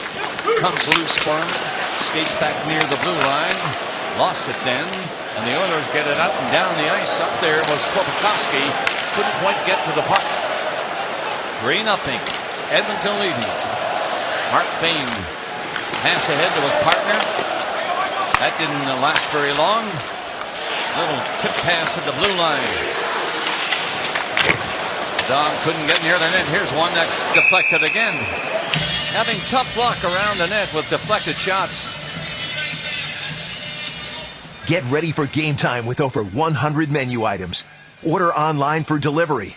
Boston Pizza will make you a fan. Register now at sportsnet.ca/fantasy for the Sportsnet Fantasy Playoffs pool presented by Samsung. Make your picks for a chance to win prizes. Face off to the right of Cam Talbot in goal tonight for the Edmonton Oilers. at the line. Nugent Hopkins failed to make contact, but here's Hall. He nearly got through too. Down and got up quickly. By that time he was covered. Scramble for the puck. 4 of them are on it. And the Canucks are going to clear it out of the zone. 3 of them up to center. Daniel takes the pass, rolls it back in front. Off the arm of Talbot. The shot by Hansen. A good-looking play, but no goal. Ryan Nugent-Hopkins wants a penalty. It's a slick little play here coming up through the neutral zone by the Vancouver Canucks, and this is how Hansen gets wide open. Keep your eye on the left there. Just comes out of frame. Ryan Nugent-Hopkins tries to get inside on Jannik Hansen. Jannik Hansen just proves to be too strong. And then the blocker arm save by Cam Talbot on a glorious chance. Henrik's on the face-off for Edmonton. Won it cleanly. And they get the puck down the ice again. Cassian couldn't pick up the pass. The other way for Horvat. Another deflected shot. We're talking about that, right? We're talking about all the deflected shots and why is it so tough to get chances? Well, because coaches talk to you about time and space all the time. Get your stick on puck. Use that stick for your advantage. But penalty coming up here. Matty Hendricks in the penalty box. That play entered the zone. Todd McClellan now sees his team go shorthanded again. Just at the blue line, Matt Hendricks. Yep, little grab, enough of a grab to disrupt, to walk into the zone. Vancouver 0 for 3 in the power play. How many shots on those 3 power plays? 0. And there's another shot that's wide of the net on the first attempt on this power play. And finally a shot on goal, and Talbot was there on the short side. Good chance, though. Got the face-off, went to the net as soon as they could with the shot. Went wide, but it's puck recovery by the Vancouver Canucks as Willie Desjardins looks on at his team. Win the face-off, get some help, get the puck to the net right away. Don't dust it off. Get to the net, get to the puck first, and then get back to the front of the net. Alex Burrows is in perfect position, but as you said, Bob, Cam Talbot read the play perfectly. Henrik sitting on the face-off for Vancouver.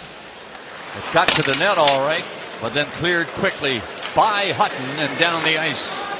Tried to stop it there at the blue line, but just missed it.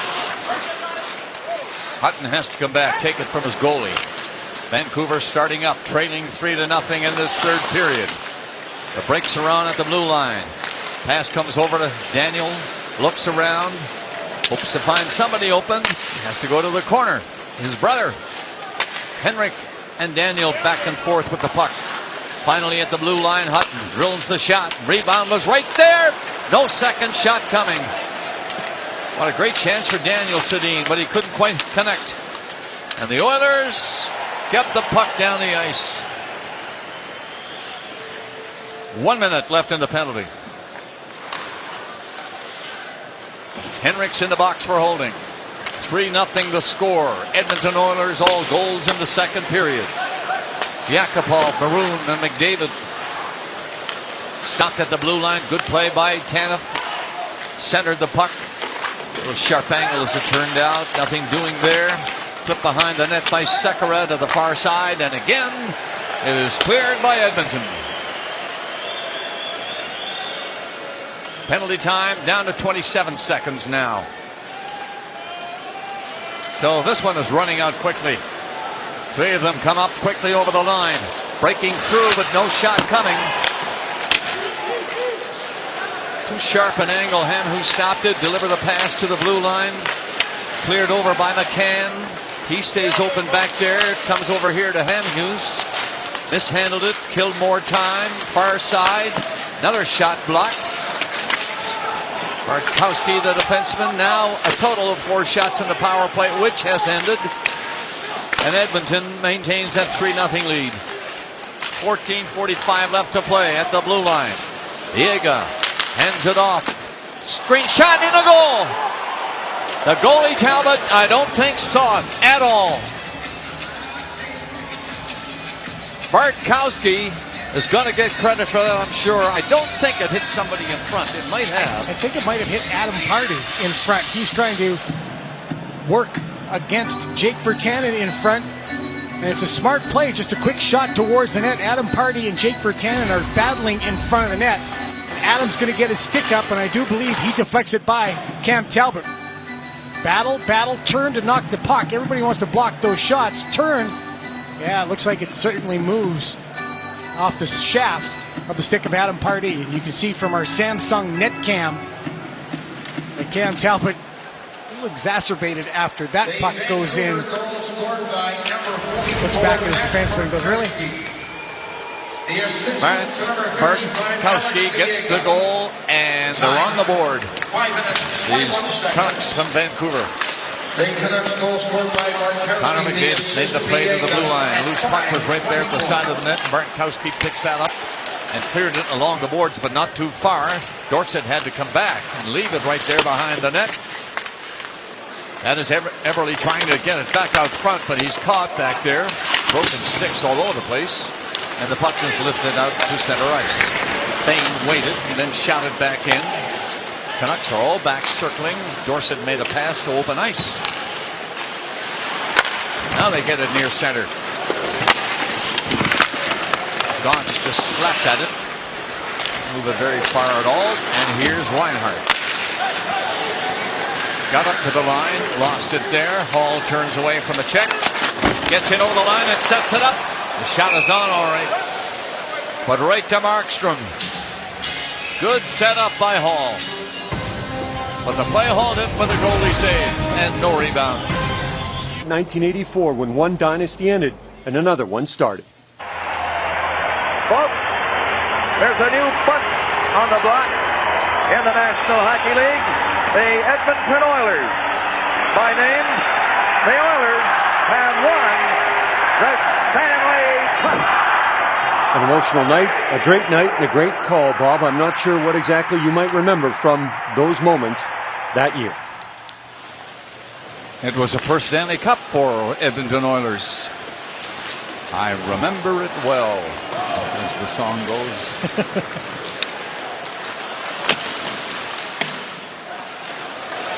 All right, 3-1 here. Edmonton leading again.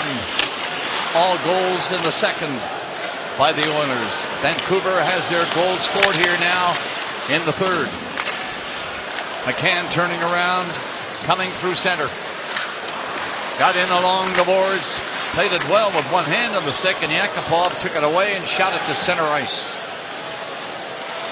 Both teams changing. In on that far side, Hansen cut to the net, got in front too. Sharp angle though, the goalie Talbot was on the post. No room at all that time. And Edmonton trying to clear. Can have kept it in, but not for long. Finally comes out, and Henrik's got down that left side. Got it in over the line. Ahead of him was Cassian. Lost it back there against Hamhuis. He played it up to Henrik Sedin. Swings around and right down across center ice. He finds Hamhuis. That's broken up. Cleared to center. Nearly a break for the Oilers at center ice. Now Henrik's fed it up. They get in again, and Cassian lost it on the second move. He tried to stick handle around a defenseman back. Hamhuis. Now they fight forward on the boards. Bartkowski got his foot in on the puck. Tried to kick it loose. Not very exciting, is it? Maybe this will be. Hamhuis and Zach Cassian. It's frustrating for players. On that first Stanley Cup that Gene just showed, your play-by-play, that was defeating one dynasty to the other. Sorry? That was one dynasty starting, ending, and one starting. It was. Did you see that kind of team? Did you see that kind of possibility from the Edmonton Oilers? You know, I might have, but didn't, to be honest. But you know what? They did. Great point. Great point. They really did believe in each other, didn't they? When they lost 4 straight the year before to the New York Islanders, they learned a great lesson. And the rest is history. And you got to witness and call all of it, like you said. Lucky, but... Very lucky. But when you have a great team, you need a great broadcaster as well. I hope so. Keep trying anyway. 11:30 left in the third period at Rexall Place. And that's all that's left at Rexall Place.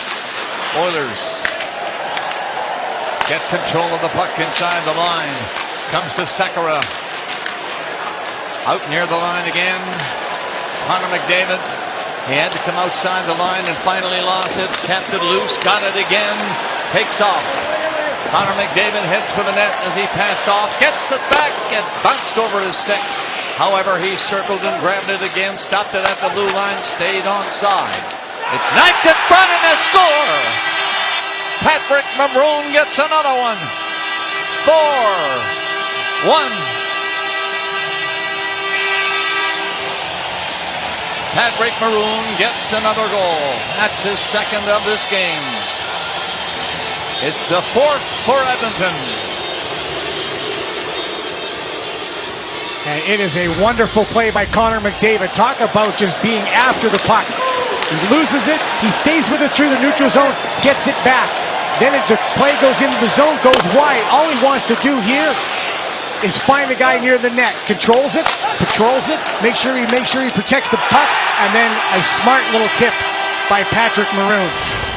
But what a play by Connor McDavid from one zone through the neutral zone to the other. 26-point, scored by number 19, Patrick Maroon. Here comes Hall, right in on goal, scores!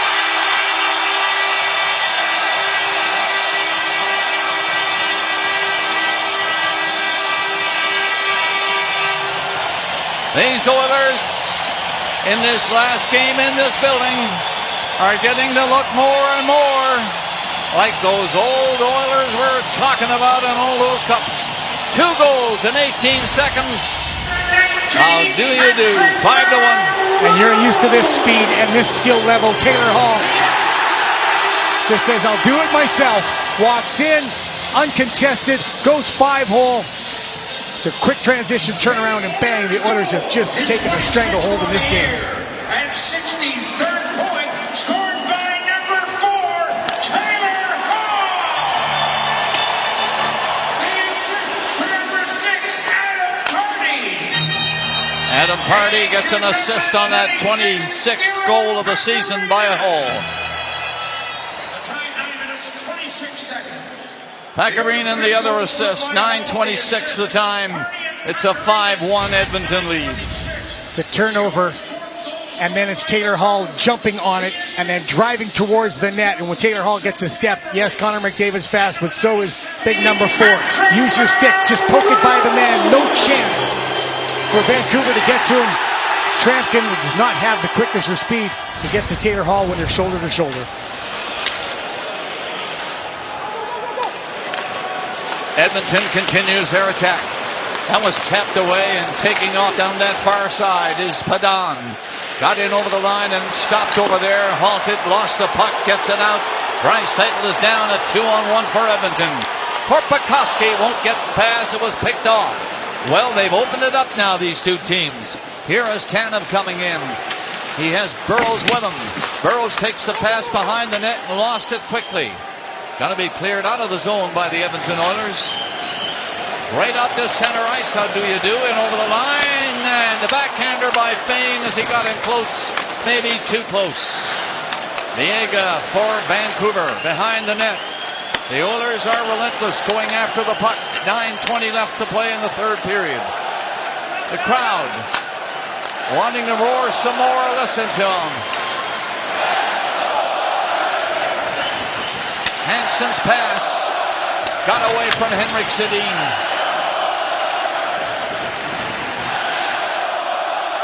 Henrik shot it in. This is more like it for Edmonton crowd. Another shot stopped. Rebound comes out front. And Henrik Sedin takes the puck. Rolls it ahead to Hansen. He turns back in his own zone for Vancouver. And the crowd is applauding. Love their hockey. People keep asking, with all their first rounders, this team has picked up of late. When are they going to get going? Maybe tonight is the start of things. Great bunch of youngsters. All fast.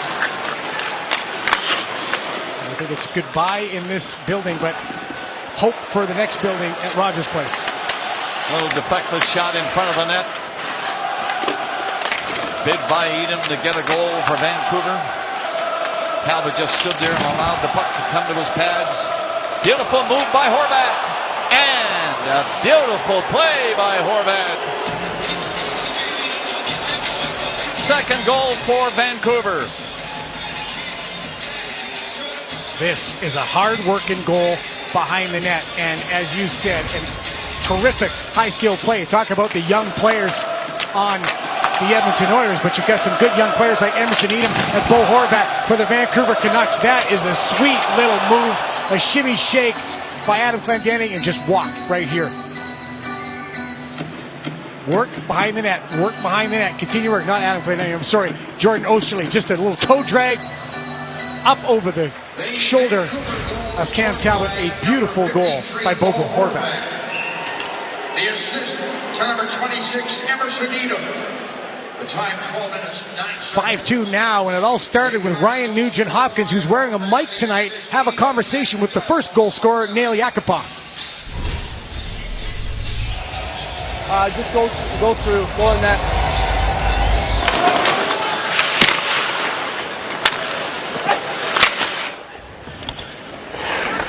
All right. Yeah! Yes!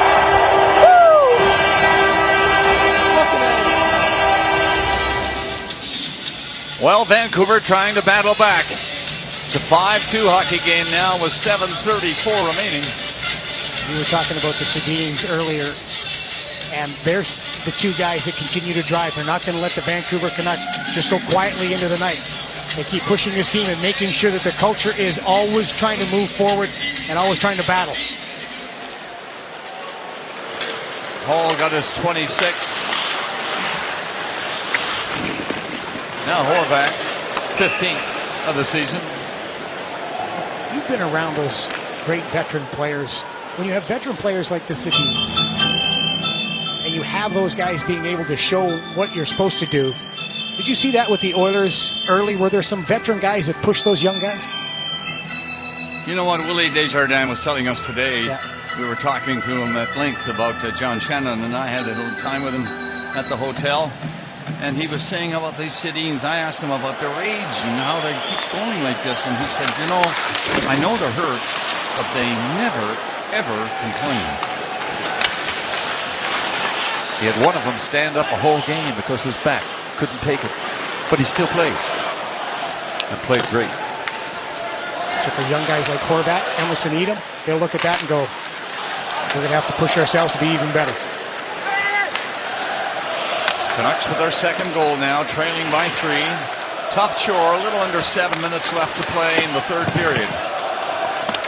Oilers were really fine till that goal was scored. Now Viega hands it off. Bartkowski trying to go on himself after taking the pass and was stopped. Played through the middle, and Hansen missed it just at the Edmonton blue line. Draisaitl flipped it out across the line. There goes Henricks, tried to get in himself and lost it as he crossed the blue line. 6:15 remaining. Hansen threw the puck up the center. Long shot by Daniel, right to the goalie Talbot. You're watching Scotiabank Hockey on Sportsnet. 2016, but if you look at the scoreboard and look at the players around, Glenn, it kind of reminds me, and I'm sure you, of the 1980s. Is this a glimpse in the past? A little bit, yeah. Lots of goal scoring and some great goals, actually, on both clubs. So I'm glad the Oilers are winning, and it looks like they could close it out on a winning note, which is fantastic to end this building in a great run at it. When you walk in here, what are the first couple of things that sort of come to mind as you come to this building tonight or in other nights? Well, mixed emotions. I'm sure it's been said a million times, but I mean, basically, I remember coming in here when there was nobody here and it was just us practicing. And basically, you bring your lunch pail and your work ethic and came and practiced hard. And the harder you practice, the better we got. And I think with the team that we did have, they were very good, so it turned out good. Yeah, that's an understatement. Glenn, thank you, and enjoy the post-game ceremony. Great, thanks. Looking at all these Oilers who are here for this celebration of goodbye to the building, they're at our hotel. They all look so wonderful, in great shape. They look fantastic, don't they? And they're starting to gather right now, just underneath the stands. Be about a half-hour break at the end of the game. We'll go to Sportsnet Central, and we'll come back for the live closing ceremonies here at Rexall Place. I mentioned to Dave Lumley when we chatted, you look so great. And he said, Bob, I'll tell you the secret. I do one push-up every day. Okay. Captain over the line by Edom. But here come the Oilers again. And here he is again. With the shot right on, the rebound is knocked to the corner. Connor McDavid up and with the hard wrist shot on that play. Another one comes off a stick and deflected to the goalie, Markstrom. But another good chance for Connor McDavid. And then one by Eberle. Great moments here at Rexall Place, and here's another tonight, Drew. Once an Oiler, always an Oiler. All season long, the Edmonton Oilers have been honoring alumni and giving an autographed jersey to a longtime season ticket holder. And the final game at Rexall features your friend, the great Walter Gretzky, wearing 99 to give to a longtime season ticket holder. It was autographed by Wayne. And there's no famous hockey father, there's no more famous hockey father than the great Walter Gretzky. Shirt off my back. Gretzky to this lucky winner.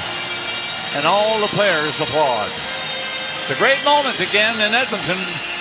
And goodness knows there have been many.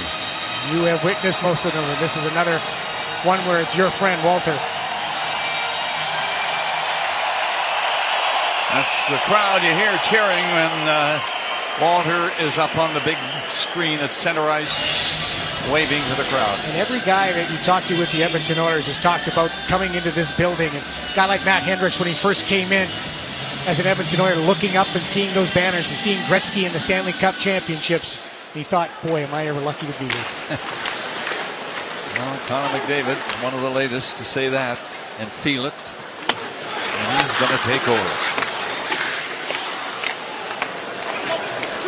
Battle for the puck inside the Vancouver line. It did get out, so Oilers had to tag up. Maroon had to lift his skate, didn't want to touch it and stop the play. Under 5 minutes left to play in the third period. Knifed in from center ice by Bertanen. Oilers are all back, looking very organized, and there's Maroon, the 2 goal scorer in the game, getting a pass away. Trying to hit Eberle with it, just missed him. Long lead pass, does not work. And from the blue line up, Steph Sparkowski again took a shot. This one wide. Oilers take over. And out of the zone, Osterley fed the pass down. Too far for everybody, so that's an icing goal. Well, the point of performance is presented by Pennzoil. And, well, it is, that's Rexall, folks, as we say goodbye to this building, the Edmonton Oilers, with a final walkout and through the Derek. And Joey. The good news is Joey is going to the new building. Dave Semenko, Mark Messier, Wayne Gretzky, the list goes on. And one day, maybe we'll be talking about that young man after his retirement. A pleasure to have Bob Cole and Walter Gretzky in attendance. As tonight, Pennzoil being brought to you by the Oil. Hey, Joey. Vancouver with 2 goals looking for another. This long shot fired in by Trampkin and wide of the net. Lifted out to center ice. Hutton tries to do some damage, but he made that little stall at the blue line coming in. Offside. The great Joey Moss, a staple here since Wayne Gretzky joined the Edmonton Oilers. Nobody sings a louder national anthem than Joey Moss behind the bench. Joey up on the big screen here. He is loved by everybody. Taylor Hall talked about him today, and the spirit of the young man is something that never wavers. One of the guys that always brings the players up, even when they've had some down years like the Oilers had. He was always around the dressing room doing little chores. He had his own little routine to do, and everybody paid attention. When Joey spoke, that's it. No questions. And he'd tell them, just do it. And they would. They would go do it. He was a great group. No question about that. Nice play at the line. A shot fired wide by Padon. Flipped out by Nugent Hopkins. Hall had his stick knocked out of his hands. That's got to be a penalty. A slash.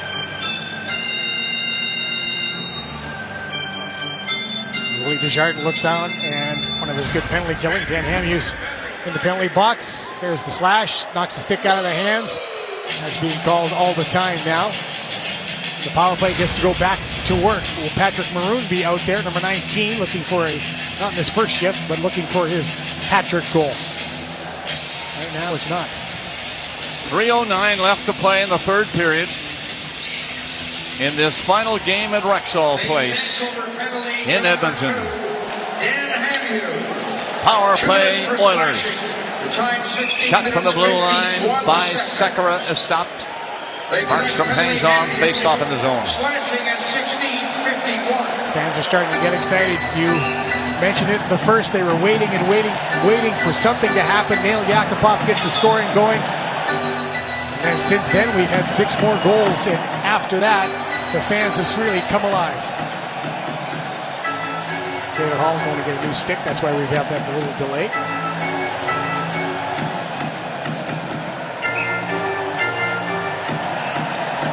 Face off then deep in the Vancouver zone to the right of Jacob Markstrom. Beaten 5 times by these Oilers tonight. Another long shot. He stops with the right pad.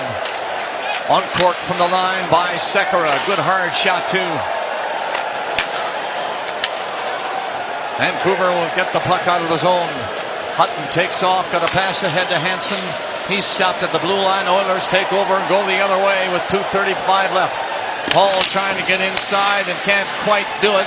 It'll come to Sekera. Had a little room there, but waited too long. Couldn't get a shot. So away we go. Another great pass in front of the net. And the shot is wide. McDavid doing tricks again. Little play back out by him. He stays open. The pass goes the other way. And the shot was fired by Eberle right at the goalie. Went up over his shoulder. Stopped at the line by Sekera. They pass it around in there now. Well on the power play in front. Score! Draisaitl just jumped on the puck and whipped her home.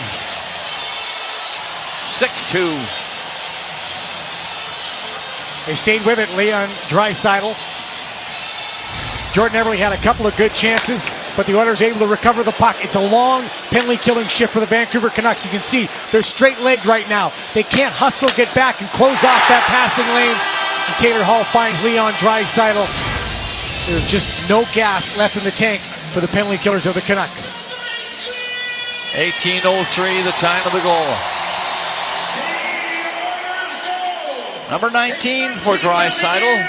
51st point, scored from the power play by number 29, Leon Draisaitl. Hall, and the third point of the game for McDavid. Taylor Hall. And number 97, Connor McDavid. A minute and a half left. The Oilers power play goal scored by Draisaitl. The assists Hall and McDavid at 18:03.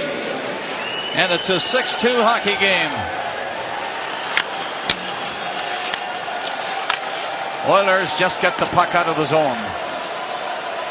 They'll maybe try and relax the rest of the way and enjoy the last part of the last game in this building. We are playing the final minute. There have been so many important wins here at Rexall Place by the Edmonton Oilers. And so it's maybe only fitting that there'd be one more important win. After 36 years in this building. 36 seconds left. And this win, this victory tonight is the final Oilers victory. Maybe it's a good bet, if you think about it, this young team, that there'll be many more victories at a place called Rogers Place. Ready to go next season. And McCann is getting something stirred up. Frustrating night for Vancouver, you know. Yep. This hometown crowd here, and they've been wanting to roar, and they had to wait a long time. Yakupov scored at 8:27 of the second. And it was all Oilers after that. And this is where the Edmonton Oilers will move next season. That's a live shot of Rogers Place, the brand new building in the heart of downtown Edmonton. And this is what the grand scheme, when it's all said and done, will look like. The concrete was poured the other day. The workers have been there 24/7. It is starting to take shape, and people are starting to get excited what they think will be the jewel of Western Canada, where Connor McDavid will call Rogers Place home. They've been saying a lot of things about this new building, and one I heard was from somebody who has traveled the world, this will be undoubtedly the finest sports complex in the world. They've got all the technology going their way. They have put a ton of work into it, a ton of planning, and of course a ton of money. And it's been a great cooperative effort. And this fan base that you hear yelling for the Oilers right now can't wait to get the new building. They're standing here at Rexall Place. And everything, of course, is for the last time. And this is the last sound of the horn at Rexall. Another Edmonton victory.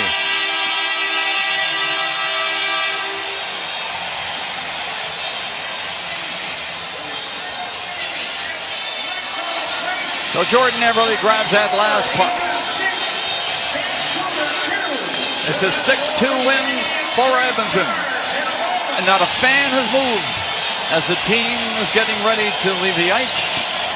And we'll be on the air throughout the evening. There will be some news coming from our stations across the country. And then back here for the final goodbye to Rexall Place.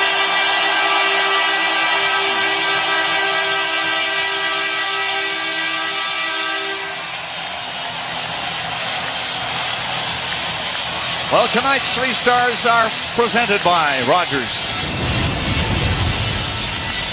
Our third star, with a terrific night, Connor McDavid, the game-winning goal and 2 big assists. Patrick Maroon was the benefactor of those 2 assists, 2 goals, and the first star for a long, long time in the last 42 seasons, the fans of Rexall Place.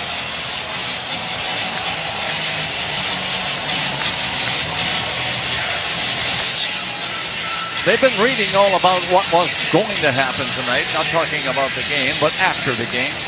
So they know they're going to stand by. Somebody asked today, do you think they'll stay? It's going to be over an hour. And we look around this building now with the lights dim, and not a fan has moved. Just standing and still cheering. Time for us to say goodnight from the booth at Rexall Place. And here's Darren Millard. The alumni check in at Rexall Place before heading downtown for a lunch hour ceremony at City Hall. For most of these guys, this is the first time they've pulled on an Oilers jersey in many years. Yeah, that's where we played last night. Yeah, we're just down the street.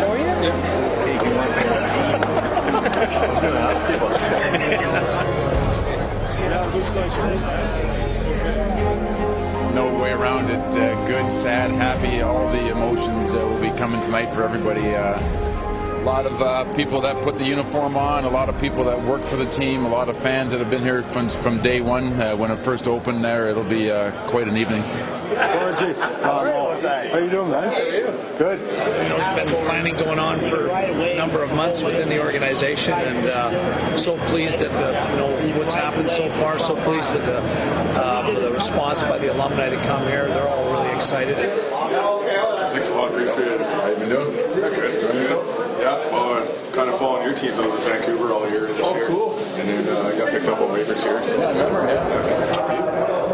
For the players, no return to this rink would be complete without a trip through the dressing room.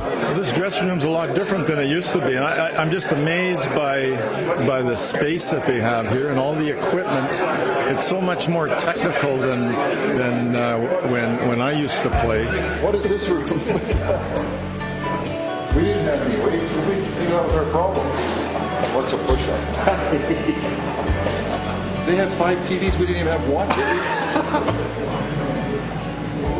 Right up there somewhere. Right there. Right up there. That's a youngster for sure. That was unreal. Philadelphia, 7th game. That's crazy. This whole thing is crazy. See all these players again is just amazing. Do you need proof?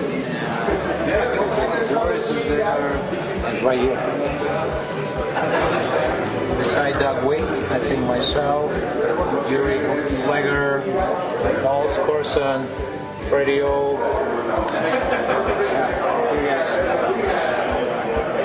Good memory, eh? Bryson, when I don't remember what years I was here. Was I there that year? I think 95, 90, you should be. 93, 94 for sure, 94, 95. Well, what about this one? When did you get traded? I was gone by then. So do I. Yeah. That's the end of the season. I'm not there. Chipping. Actually, did we have lockers, guys, back when we played? I don't even know. I can't even remember. That used to be the weight room, though. They told me that.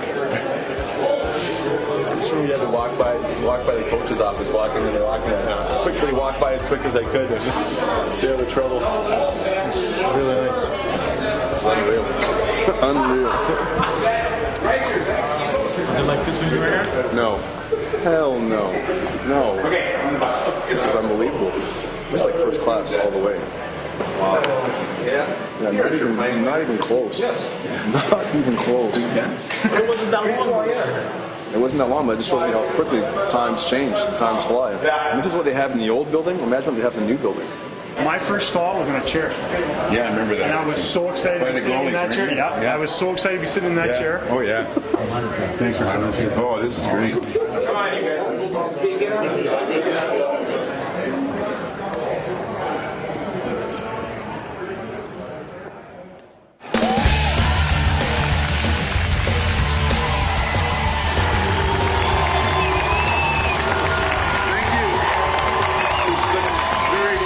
To 1984, we were doing the same thing, celebrating our first Stanley Cup.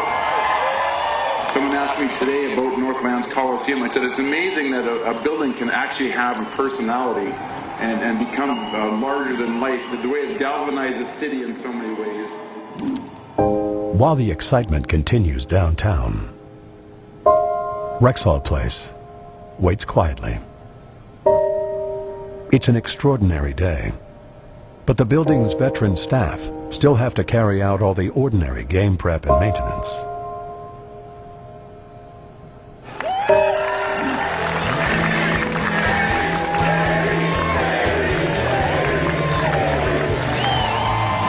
There's a lot of memories, a lot of history in that building. Without you fans, it wouldn't be the same. But thank you to the fans and the media and the city of Edmonton. I mean, every single door downstairs, like those hidden doors kind of behind the stairwells here, those blue doors, they're even at the bottom stairwells. We have security manning every single door.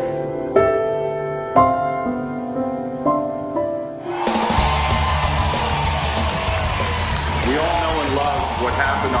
in that building over the years. I want to thank Northlands, and I want to thank the folks who've run that building, who've made the ice, who've labored to make it one of the best places to play hockey anywhere in the world. So let's give our respect to that building and the people who ran it.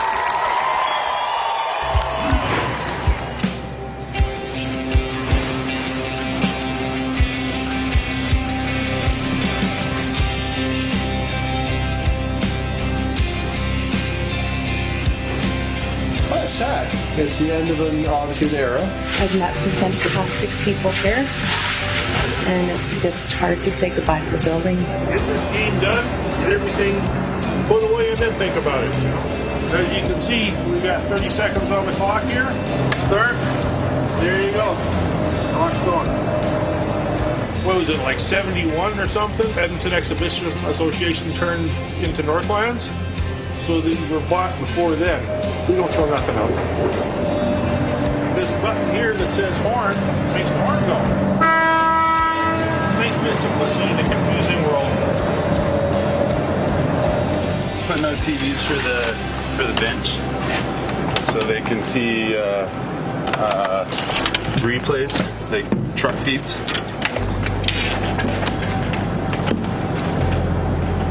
Just helps the coaches get replays in. Anything we do to our bench, we have to do to the visiting bench. So just doing the visiting bench now.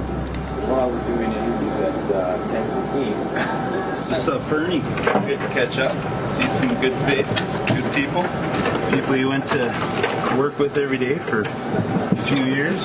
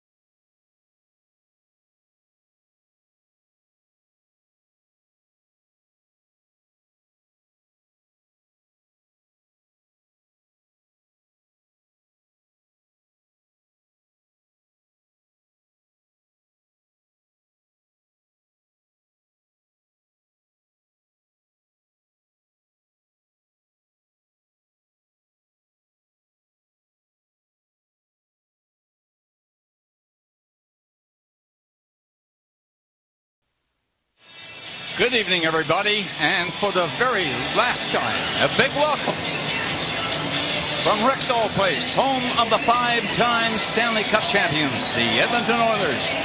Vancouver Canucks are in town tonight. Ladies and gentlemen, your Edmonton Oilers!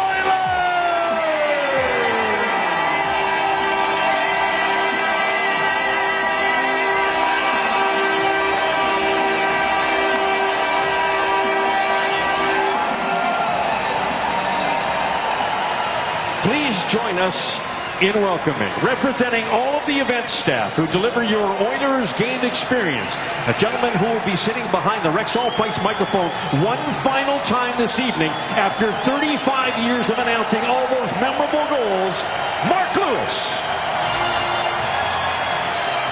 Representing 4 decades of Oilers office staff, a member of the Oilers ticket department for over 25 years, Sheila McCaskill. Representing the staff from Northlands who have served you since 1974, an usher here in Rexall Place for 42 years, Miles Polyak. Representing the media and broadcast personnel who covered the Oilers with 3,542 games behind the mic, Hall of Famer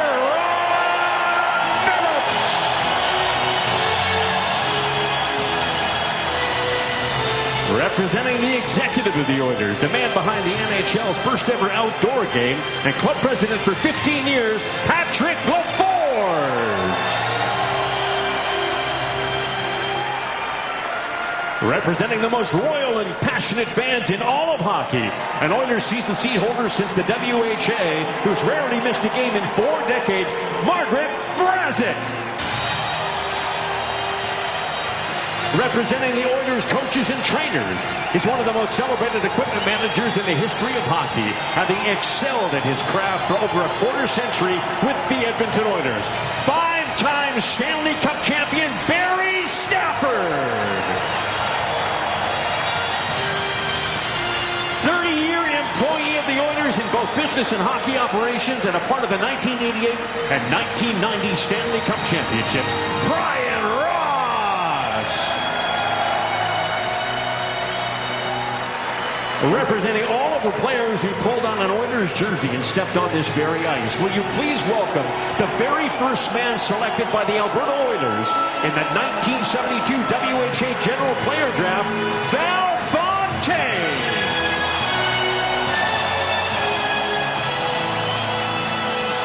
And finally, representing the ownership history of the Oilers, a man who twice led major initiatives to keep the Oilers here in Edmonton, including recruiting investors for and eventually becoming chairman of the Edmonton Investors Group, Cal Nichols.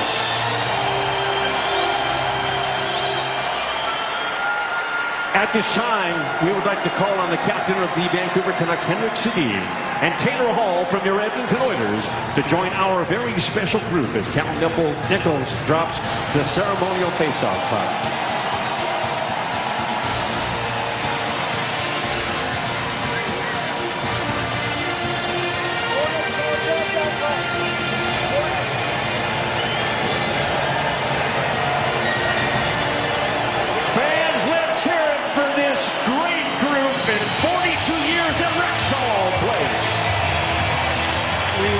Please rise, remove your hats, and join in the singing of our national anthem one final time at Rexall Place with Oilers legend Paul Orio.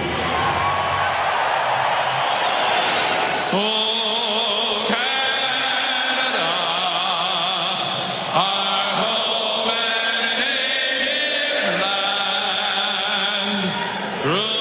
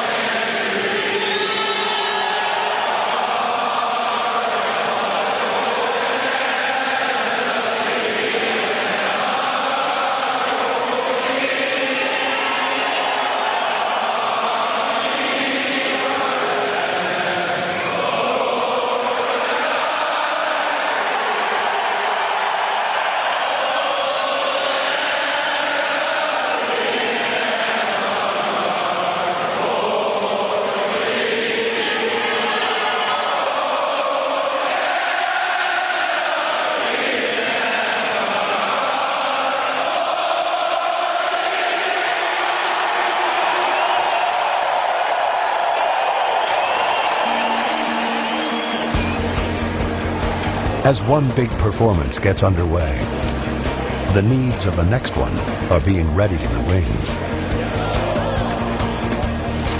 Good shot by Yakupov. He scores! Well, you knew it had to come. Yakupov, and it was just like that. Puck came to his stick. That was a beautiful shot. And Edmonton, in the final game here, will take a 1-0 lead.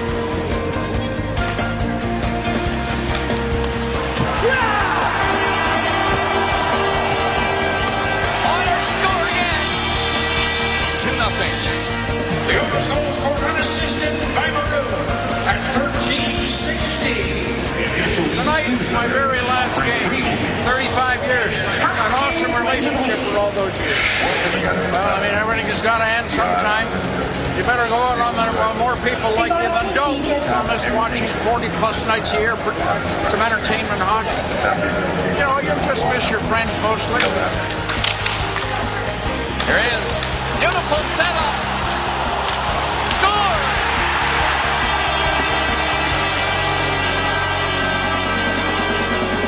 Connor McDavid. Remember that name.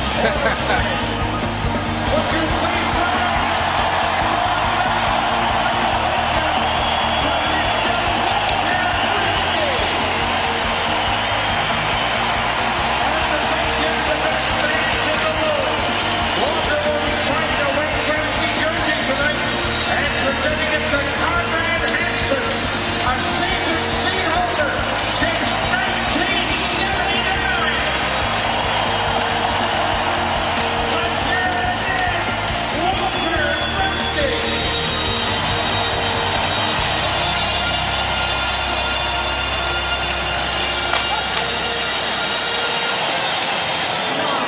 It's the mother of all T-shirt blasts.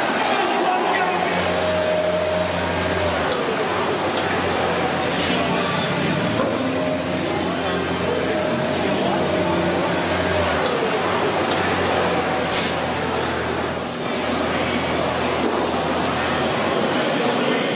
What was that, man? Oh, sorry. I kind of feel like kind of emotional, actually.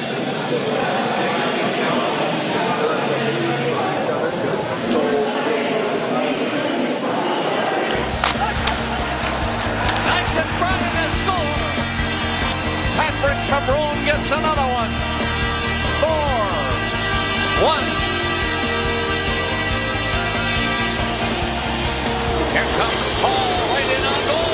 Scores! These Oilers in this last game in this building are getting to look more and more like those old Oilers we're talking about in all those cups. Stopped at the line by Sekera. They pass it around in there now. Well, on the power play in front. Score! Draisaitl just jumped on the puck and whipped her home. Lots of goals, an Edmonton win, and one last salute to the fans. It's a fitting goodbye to Rexall Place from this year's team.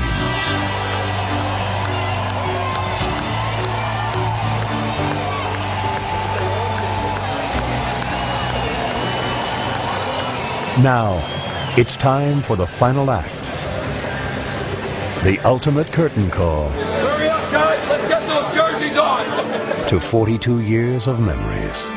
It's not chaos, it's controlled chaos.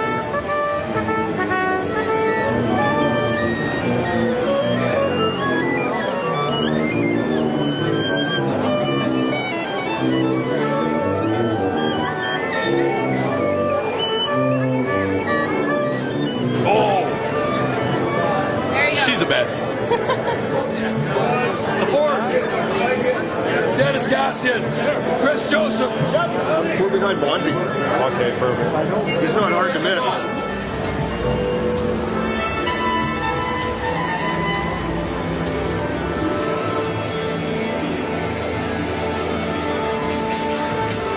I gotta go. Can I get your autograph? Look, we're putting it back. We're putting it back, okay? Who has more fun than we do? No, Huh?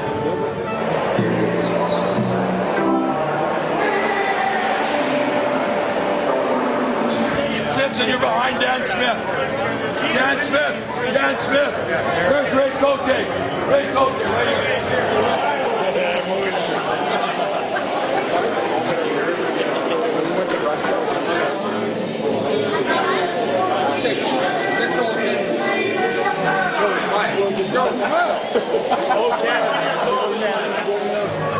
I'm here. No, Kevin is not here. No, Kevin. Yeah. Okay. This is Kevin. Oh, ça va bien. Yeah, Marty. Bernie.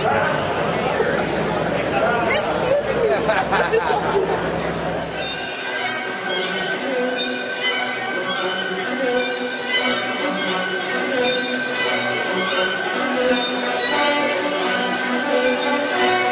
I need the players here. I need the current players here. Gary Moore. Gary Moore. Wayne Zook. Okay. Awesome, man. This is scary. Never see this again.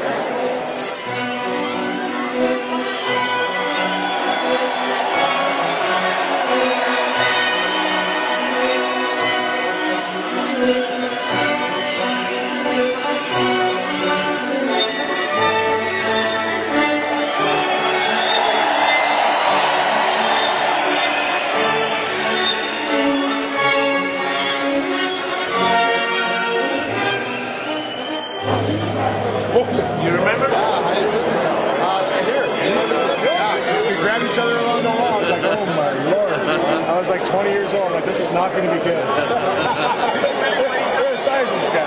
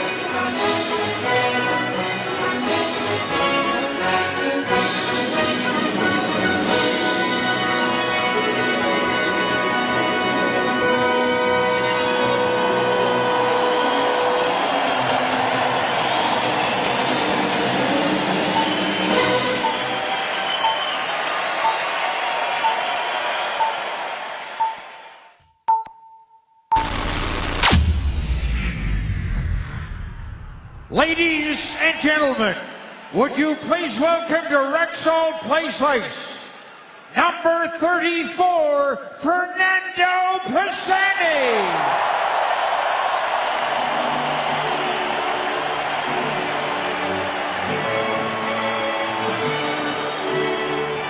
Number 21, Andrew Ference.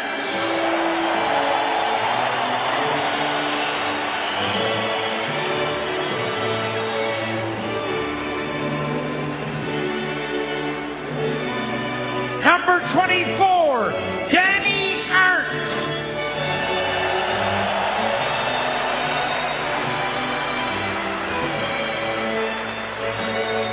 A two-time Stanley Cup winner, number 19, Willie Lindstrom.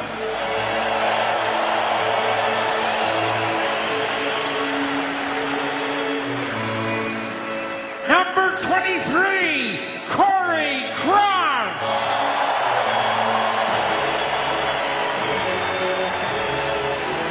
Number 30, Mike Sanier.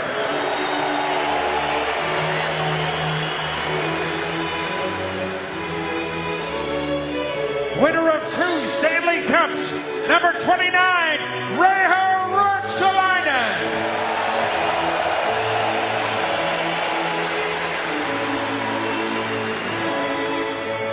Number 6, Brian Flynn.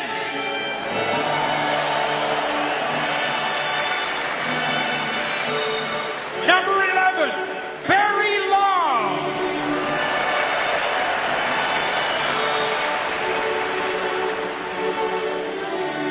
Number 15, Kevin Primo.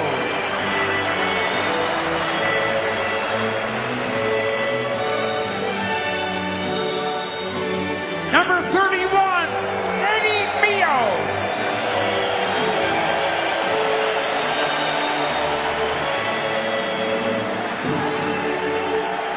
Number 28, Bill Heward.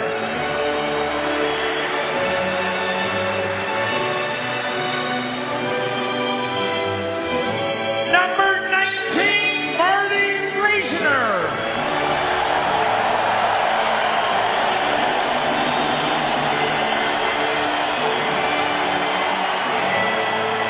Number 9, Bernie Nichols.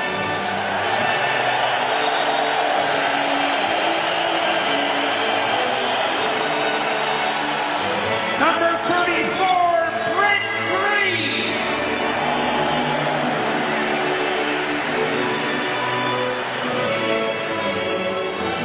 Number 9, Shane Corson.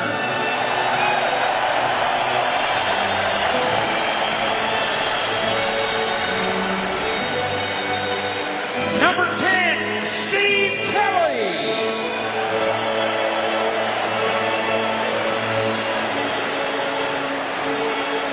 Number 45, Sean Bell.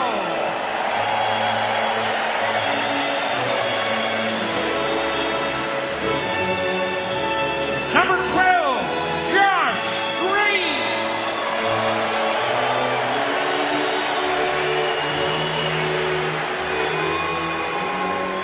Number 4, Ray McKay.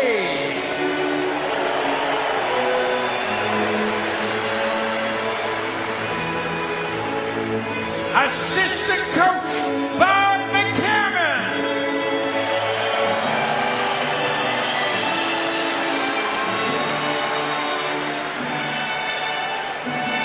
Number 24, Tom Ralston.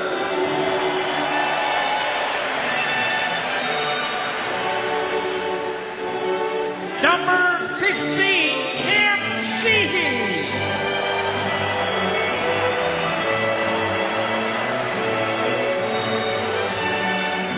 The winner of the Stanley Cup, number 23, Bo LeMay.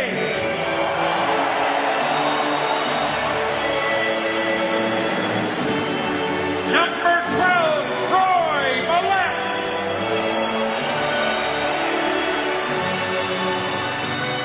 Number 11, Ron Walter.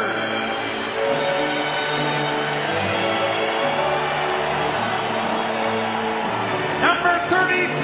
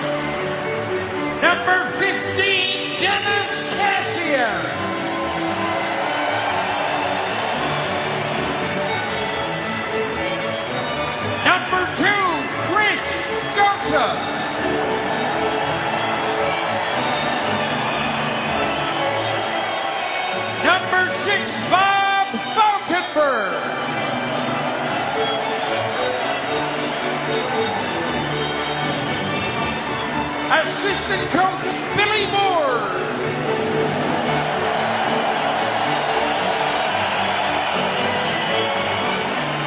Number 77, Gary Unger.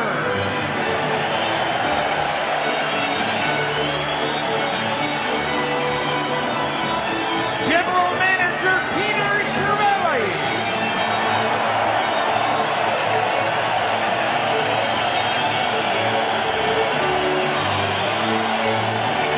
Oilers head coach, Todd McClellan.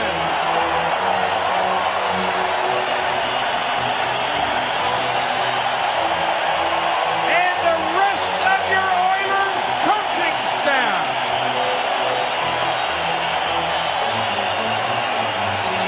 Jay Woodcroft, Jim Johnson, Dustin Schwartz, Miles Fee.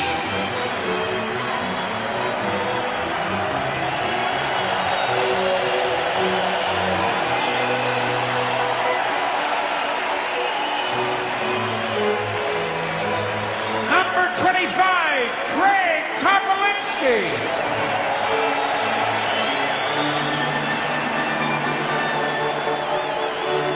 Number 30, Warren Skolodinsky.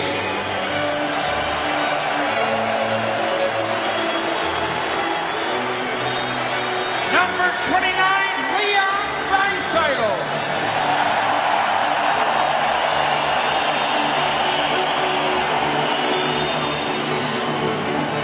Number 21, Bob Fischer.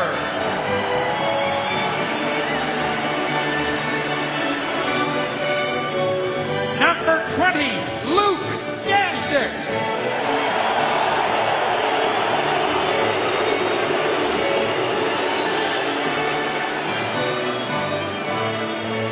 Number 17, Cam Connor.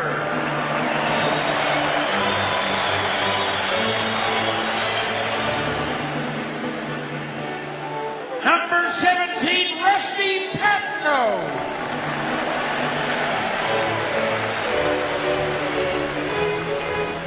Number 6, Dan Smith.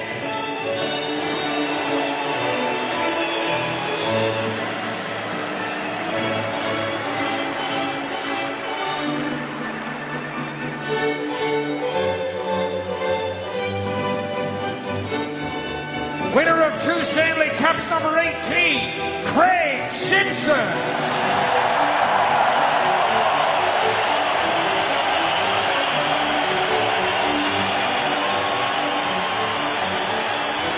Number 14, Ray Cote.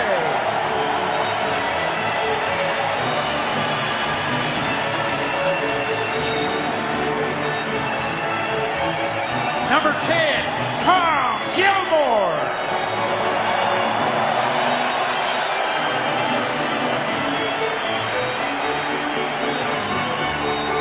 Number 26, Pat Price.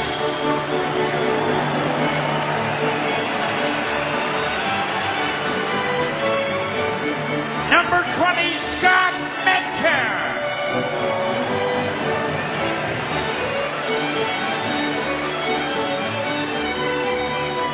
Number 19, Patrick Maroon.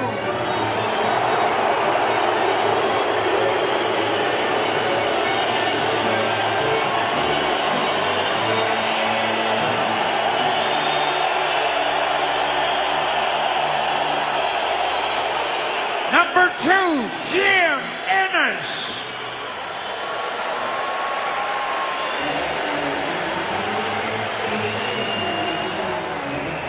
Number 20, Bert LaFord.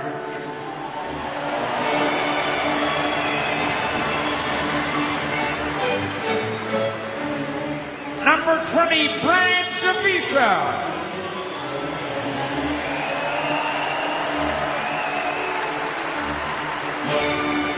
Number 77, Oscar Trefbach.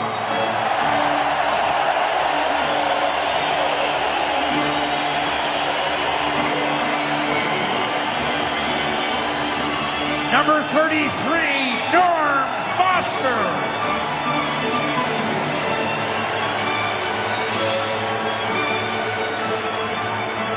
Number 26, Wayne Malone.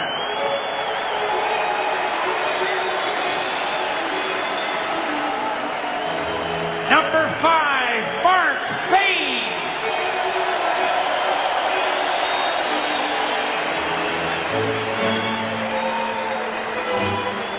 Number 41, Bill McDougall.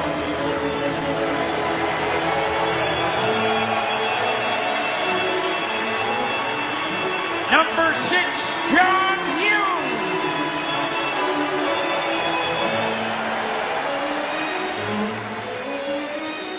Number 10, Ron Anderson.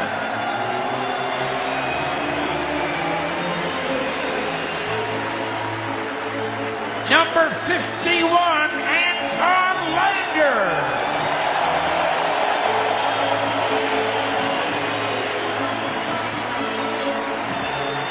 Number 8, Wayne Van Dorp.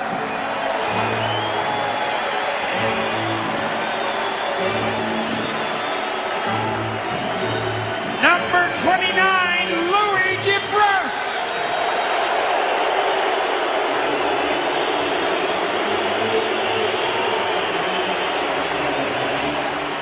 Number 26, Eero Pakarinen.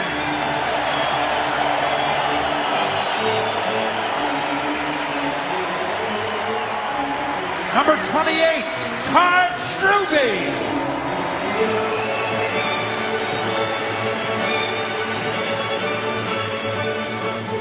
Number 33, Scott Pearson.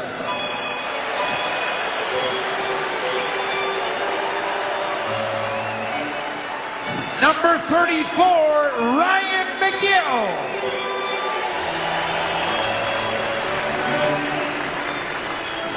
Number 88, Brandon Davidson.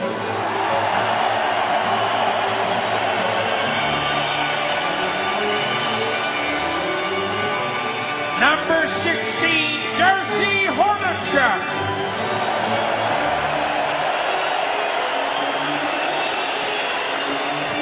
Number 4, Carrie Kenner.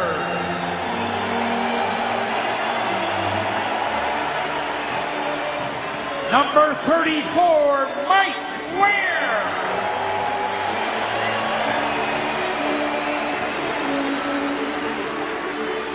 Number 1, Peter Ng.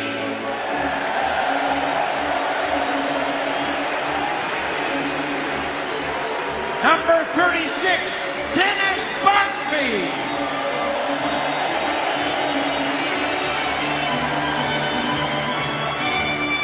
Number 29, Steve Passport.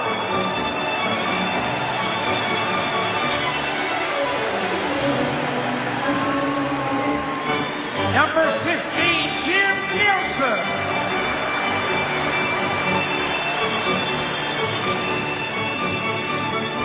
Number 17, Scott Thornton.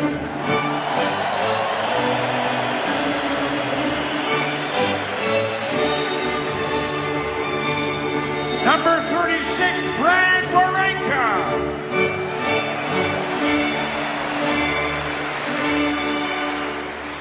Number 10, John Rogers.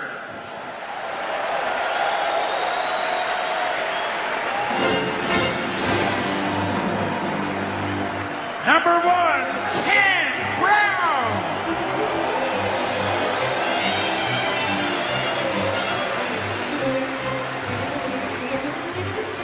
Number 15, Greg Hargood.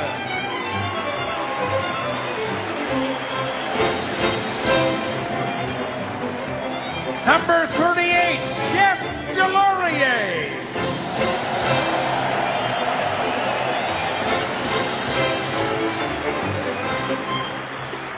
Number 67, Benoit Pouliot.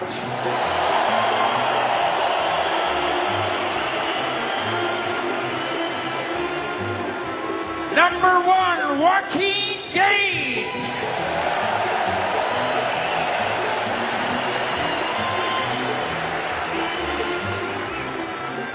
Number 8, Stu Kulak.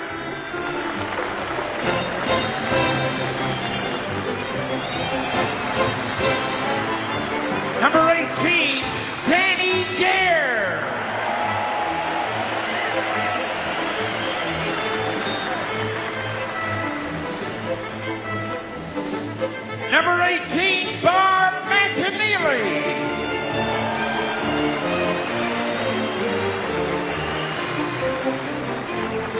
And number 23, Ted McAneely.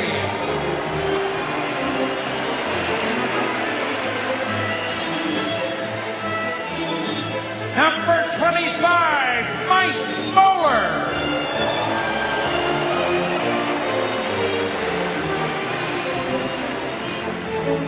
Number 8, Doug Friedman.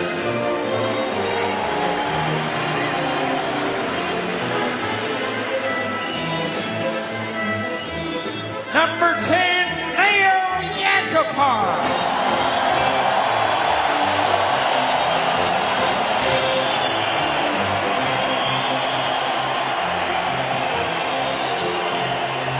Number 43, Jason Strudwick.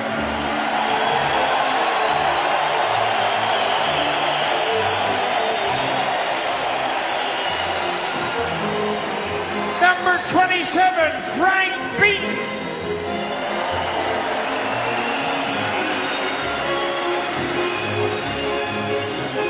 Number 26, Sean Podine.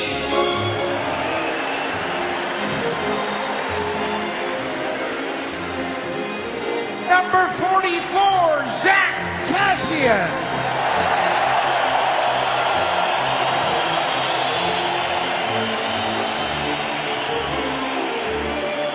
Number 8, Doug Smith.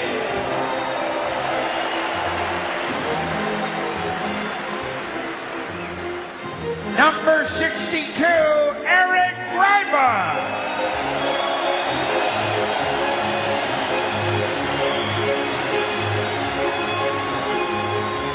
Number 15, Frederick Olesen.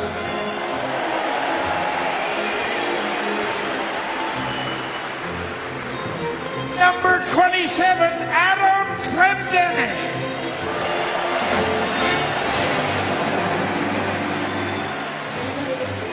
Number 40, Fred Brathwaite.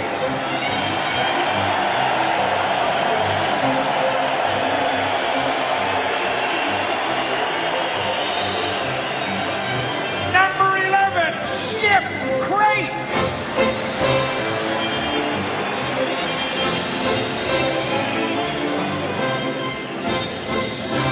Number 86, Nikita Nikitin.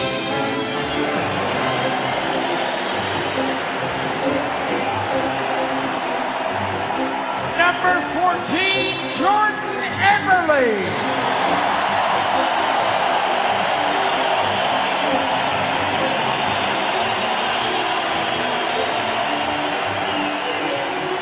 Number 30, UC Markkinen.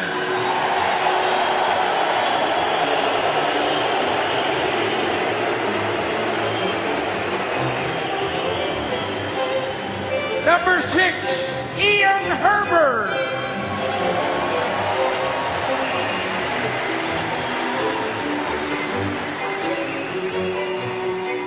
Number 32, Matthew Garon.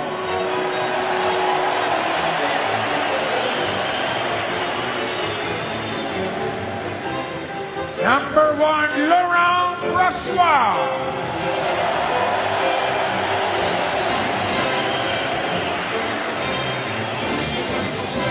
A Stanley Cup winner, number 28, Larry Melnick.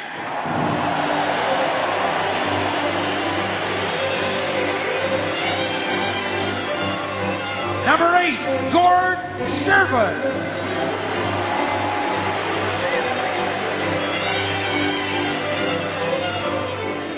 Number 15, Steve Gray.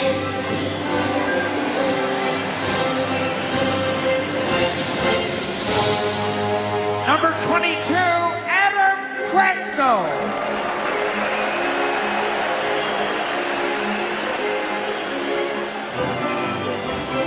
Number 19, Boyd Devereaux.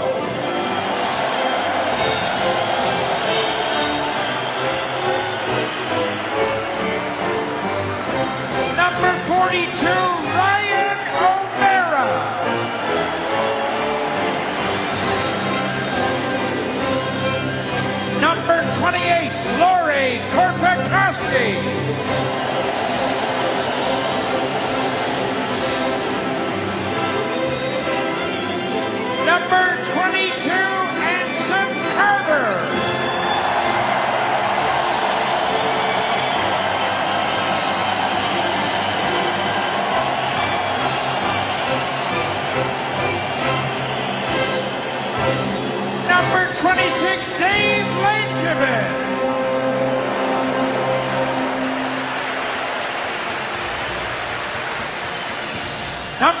30, Ron Lowe.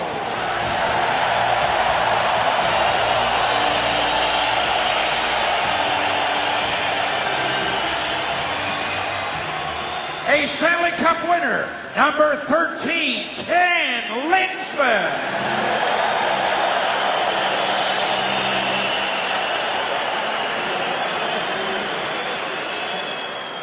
Number 55, Mark Letestu.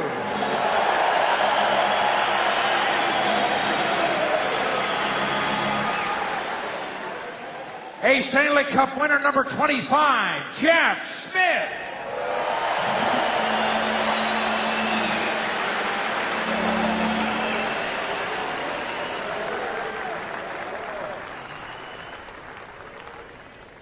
The head trainer, Ken Lowe. The equipment manager, Barry Stafford. Equipment manager, Lyle Sparky Kochiski. Team doctor, David Reed. Team physiotherapist, Dave McGee.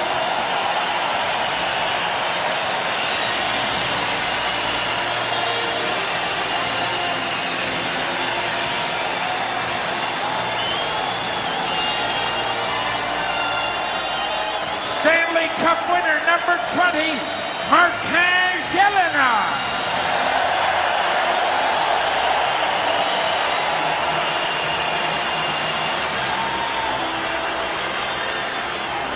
Number 6, Adam Purdy.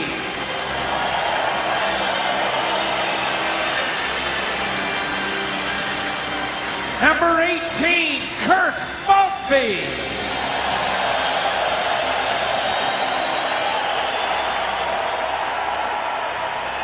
Number 21, Stan Weir.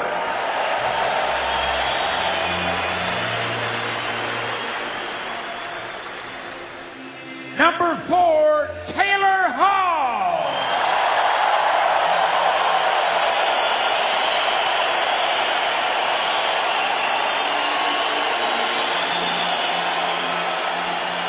A Stanley Cup winner, number 7, Mark Land.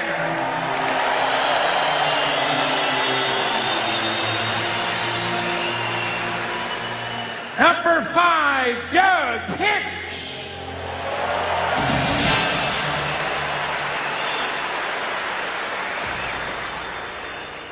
Number 37, Dean McCammon.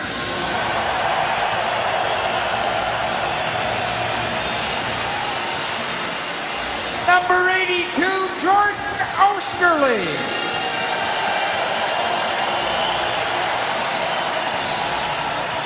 Winner of 3 Stanley Cups, number 28, Craig Muni.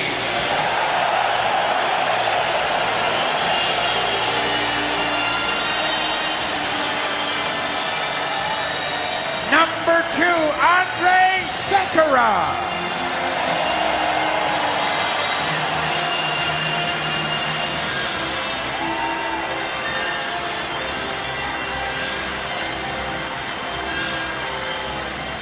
Number 32, Scott Ferguson.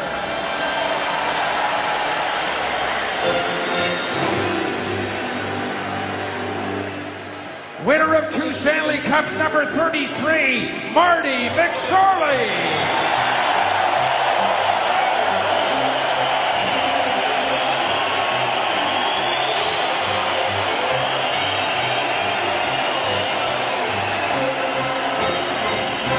Number 19, Ken Bear.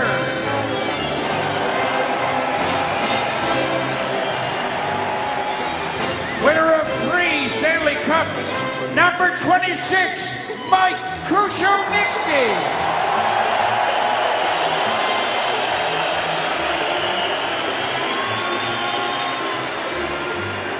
Number 23, Sean Brown.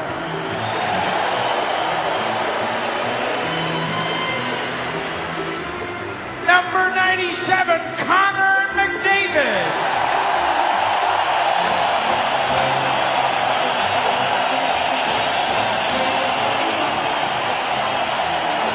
Winner of 2 Stanley Cups, number 16, Pat Hughes.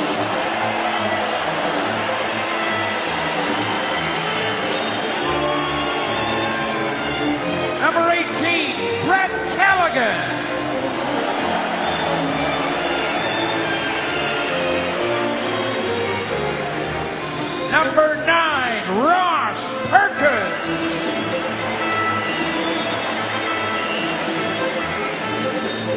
Number 14, Blair B.J. McDonald.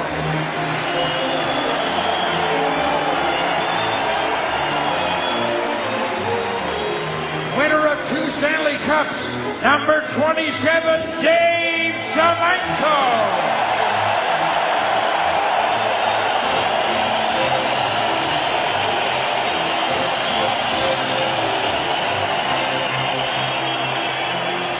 Number 7, Ron Chipperfield.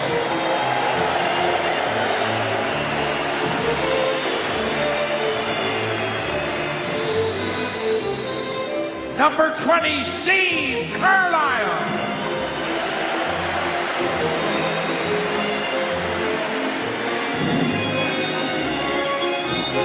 Number 8, Griffin Reinhardt.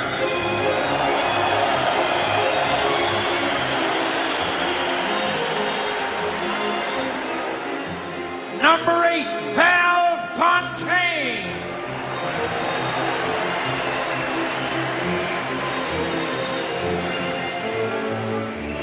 Number 23, Matt Hendricks.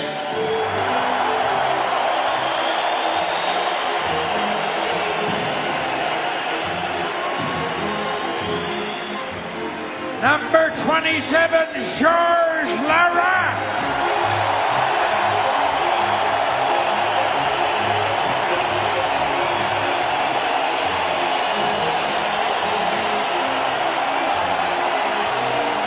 Number 33, Cam Talbot.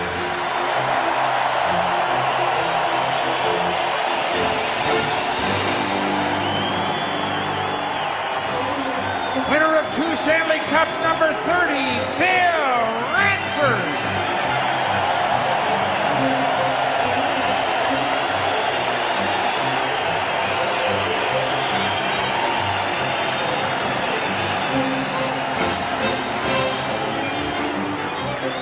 Winner of 2 Stanley Cups, number 20, Dave Loveley.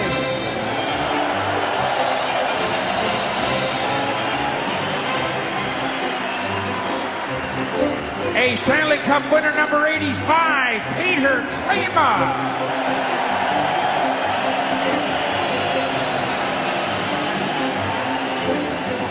Number 93, Ryan Nugent-Hopkins.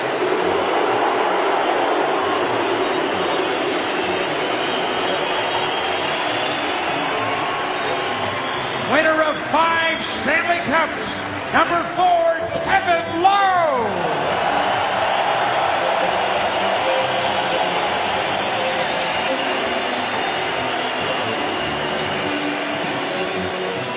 Number 94, Ryan Smith.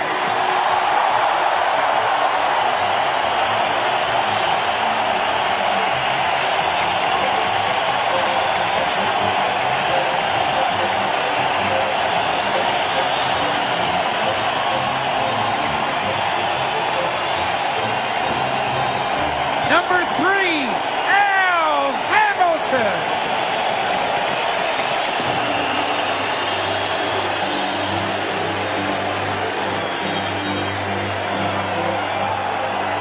Winner of 5 Stanley Cups, number 31, Grant Fuhr.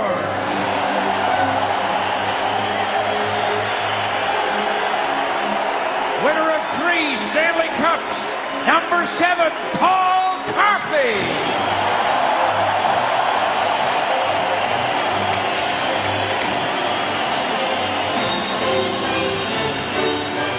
Winner of 5 Stanley Cups, number 17, Yari Curry.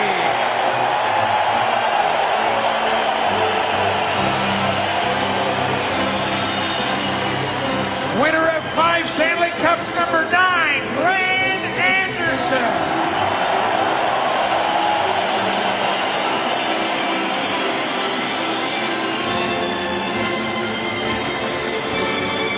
Winner of 5 Stanley Cups, number 11, Mark Messier.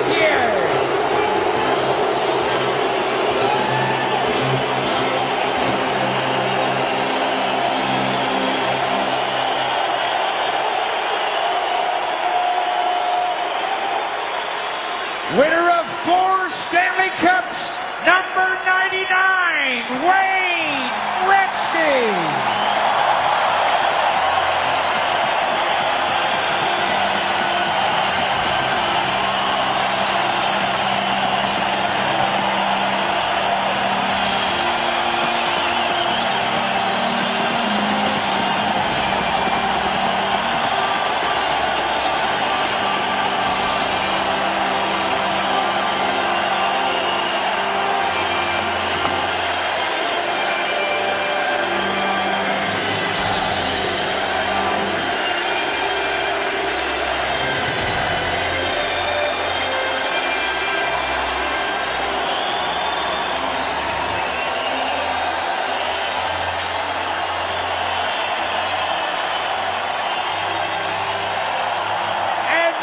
You please welcome to take us through tonight's farewell Rexall Place celebration, the gentleman who started his career in 1980, working 25 years as the Oilers Vice President of Public Relations, highly respected in the National Hockey League for his professionalism and sincerity. Ladies and gentlemen, Bill Chiuvelli.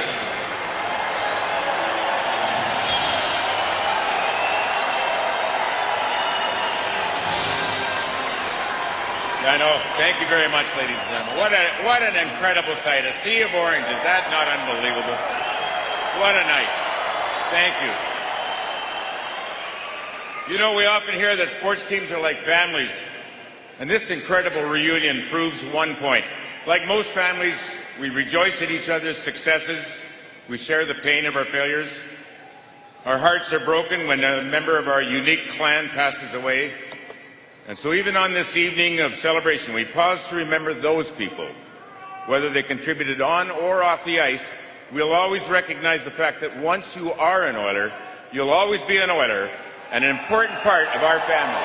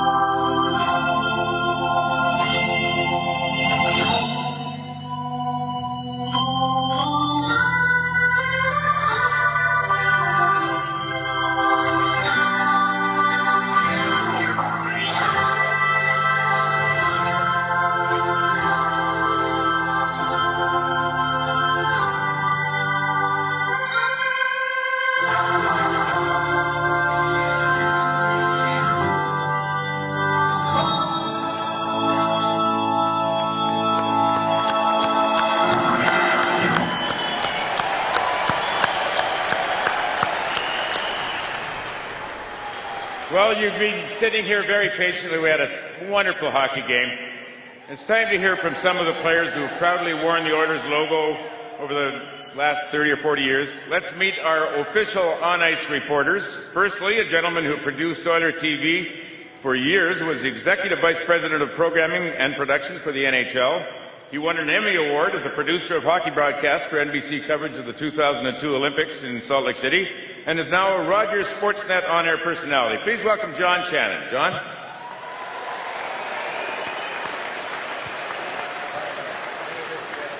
He's going to be joined by one of the nicest men in hockey. I first met him when he was a videographer with CFRN many, many years ago, back in the 80s, and he now entertains us with his rather unique approach to hosting the hockey broadcast. Here's the Prince of Puns, Gene Principe.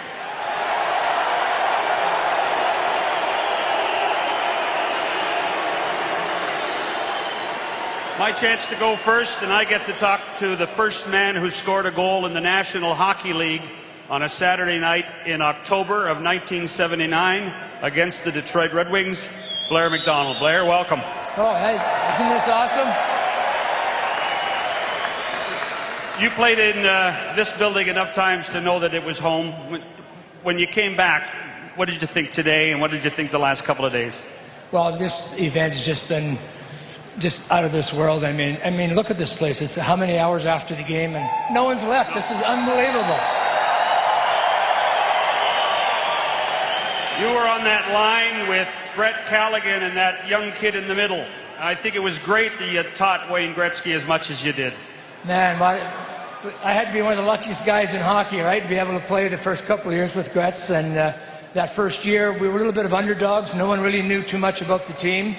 We came into the league, and that first game here, I think the lead up, the buzz in the city, and the warm up and the electricity in that building in that first game, and we were lucky enough to pull off a win against an Original Six team, Detroit. It was just a great night. Well, you were part of it. Ladies and gentlemen, Blair B.J. McDonald. Gene? John, thanks very much. Well, as everybody knows, the Edmonton Oilers made a really big deal in 1988, a trade, a blockbuster, and it involved Bill Ranford, because you came over from the Boston Bruins, and as you came over, I wonder what you were thinking about joining a team that had already had a large amount of success. Well, I was living in Red Deer, so I was a big Oilers fan, so it was a huge honor for me, and you know, it was a little overwhelming coming here with the likes of Wayne Gretzky, Yari Curry, Glenn Anderson, Mark Messier, and of course the legendary Grant Fuhr. So it was a real honor for me. I was excited about it, and you know, I spent 10 years here, and you know what? This is a big family here. This is just an incredible night. I'd just like to thank the Edmonton Oilers organization for having me here. I'll never forget this. This is a lifetime moment right here. John?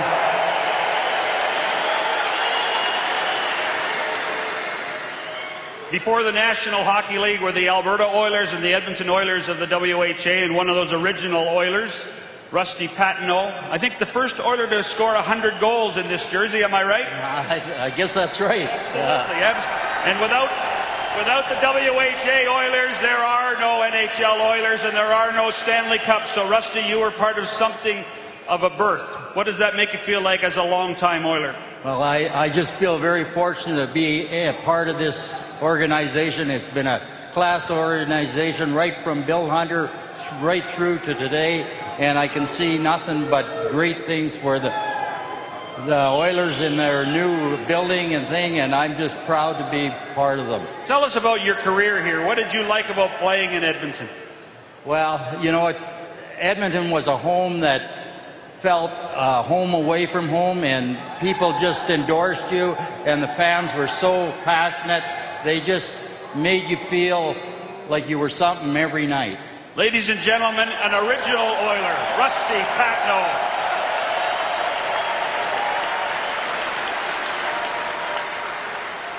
John, Ken Lindsman was known for getting under the skin of opposing. Yeah, go ahead, give him a cheer.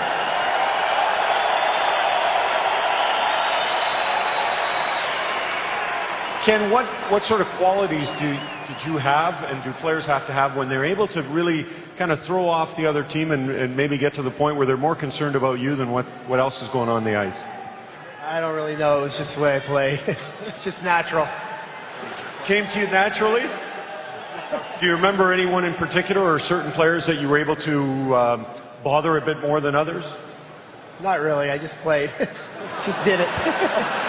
Well, like you said, it came naturally. In 1984, the year that you won the Stanley Cup with the Edmonton Oilers, you scored 3 series-clinching goals, including the one that clinched the Stanley Cup. What was that like for you? I was very lucky. The goals weren't. The game wasn't that close at the time. I think when I scored the game winner in the Stanley Cup game, it was the third goal. We were 3-0 and ended up winning 5-2. But I played with a great bunch of guys and great people, and very lucky. Ken, thank you very much. You're welcome. Thank you.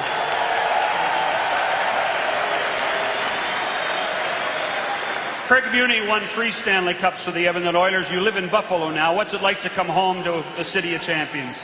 Well, all you have to do is take a look around tonight at the game at City Hall. It was like winning the Stanley Cup all over again, coming back to Edmonton again. Craig, the defense you were on, there were some pretty big names. Obviously, Paul Coffey was a big part of the defense. But with all the firepower up front, you guys didn't get much credit for what you did for this team. What was that like, and what was it like to play with all these superstars? Well, they made the game very easy, that's for sure. Our main job was to get the puck up to them. But come every playoffs, the defense as a core, we took that as a challenge to outduel the other team's defense and show that we were capable of helping out as much as we could. And what was it like to carry the cup around this rink in front of these people?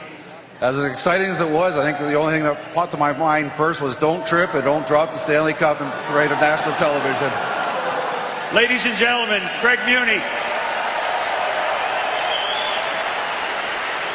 Well, for all the great talent that has been on the Edmonton Oilers, I know they're not booing. They are looing. And what was it like for you when you kind of first heard the fans do that when you arrived in Edmonton? It was pretty remarkable. It was amazing, and we've already heard guys talk about it. People, this is what it's all about right here, coming to the Oilers and, what they'd accomplished, what they'd done, stepping in that dressing room. They were the greatest franchise around, and everybody wanted to play for them. And these fans here, they're loud, they're passionate, and when they cheer your name, it's the best feeling in the world. Do you think it's something where the fans in the stands can really relate to the tough guys? Because in this city, the tough guys, they're like gold, right? As you can tell by the reception for you. Hey, blue collar, right? Listen, you know what? That's, they've always loved it. They have, you know what? You look through the years and the players that played that way, played hard, played tough. That's what people love to see. But they also love their skill, and they had the greatest in the world that played here and, led the way, and some of the greatest that have ever played the game. But they certainly like that element of that style, and rightfully so. I like it too. Lou, thank you. And the way you talk, you maybe look forward to a role on TV at some point. I think that would work for you. I'll keep my fingers crossed. Yeah. Okay, Lou, thank you. Lou DeBrus. Well, it didn't win a Stanley Cup. Is there any more memorable goal than the first goal of Jordan Eberle at that end of the ice in this building? Tell me what that was like, and tell me what this is like. It's amazing to be a part of this. Obviously, all the Oilers coming back. For me, my first game, I think every player here probably remembers their first NHL game. I was lucky enough to have my family and friends there, and I tell the story all the time. I would have been just as happy to tip it in or bank it off me or whatever, but Sean Horkoff gives it to me quite a bit about looking him off on a 2-on-1, but it was great how it worked out. So Jordan, the new building is one thing. This is a real hockey community, and you played in Regina. You understand what it's like to play in a pure hockey town. When you talk to former teammates and guys around the NHL of what's it like to play in Edmonton, what can you tell them? It is exactly what you said. It's a hockey town. You know, you're going out for dinner, you're going out for lunch, you're meeting people that are season ticket holders, and you're talking to people about how much they love the game. And you know, I think a great example is that is Ryan Smith's last game. Just the fan support that they gave him, and to be a part of that was incredible. And that just sums up the fans here. Ladies and gentlemen, number 14, Jordan Eberle.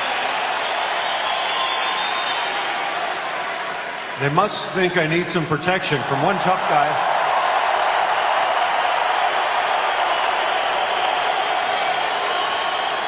To another. I actually have not had a fight since grade 5, so it has been a long time. As I'm joined by George Laraque, and just continuing on the theme of Louis DeBrusk and tough guys in this city, how long did it take you to feel very comfortable as an Edmonton Oiler and an Edmontonian? You know, I have to thank the coaching staff a lot, because Ron Lowe, Kevin Lowe, Craig McTavish, they make me work really hard to be more of a just guy that would play 2-3 minutes a game, so we could play hard, like hard-nosed Oilers hockey, 4 lines. And thanks to the coaching staff, I got to develop a bit more. And I remember when I got into the dressing room when I was a rookie, I went to Sparky, our trainer, and I said I wanted number 27. And I was putting a lot of pressure on my shoulder, and I don't know if I came up to even what Dave has done to the city and to this team, but it was an honor to wear the same number, you know, in honor of him.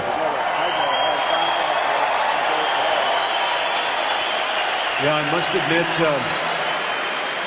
one of the neat moments this morning is seeing you and Dave Semenko spend some time together. We'll talk about 2006 in a few different ways tonight, but when you look at these fans and you turn back the clock 10 years, what do you remember about this building and that run?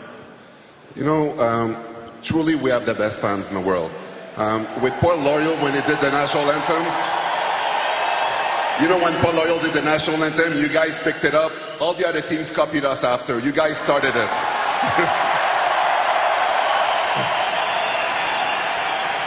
I played in 14. Edmonton is the best team to play for. And a guy born in Montreal, Edmonton, I call it home now. This is home for me. I love you guys. You guys are amazing. Maybe one of the most important goals in Oiler history wasn't scored in this rink. It was scored on Long Island at the Nassau Coliseum. Pat Hughes to Kevin McClellan. The Oilers win their first game of the '84 final. They slayed the Demon that day, proving they could beat the New York Islanders. Pat, what do you tell your friends now about the goal, or what do you remember about this team and the team you played with?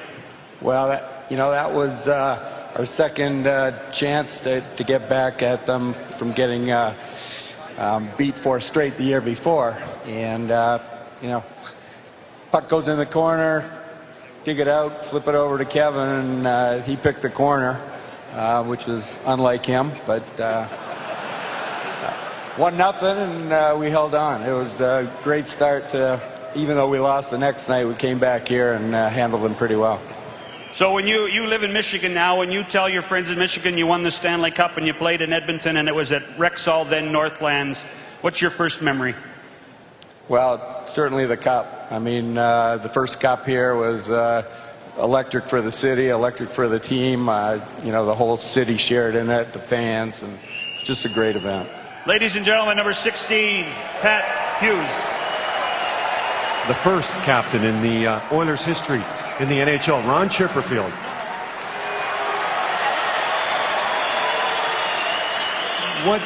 What was it like for you to be the first captain of a franchise like this?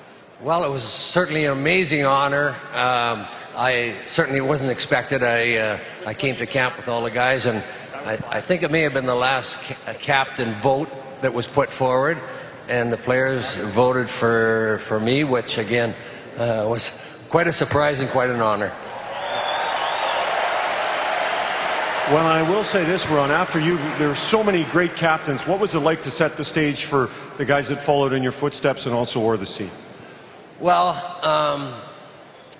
3 of the captains that came after me, Wayne had already played 1 year in the WHA with us, and then Mark and Kevin came that first year, which they became the next captains further on. And so I had the joy to watch these 3 young guys who I knew would all become not only great players, outstanding people, and certainly captains of a team and an organization someday.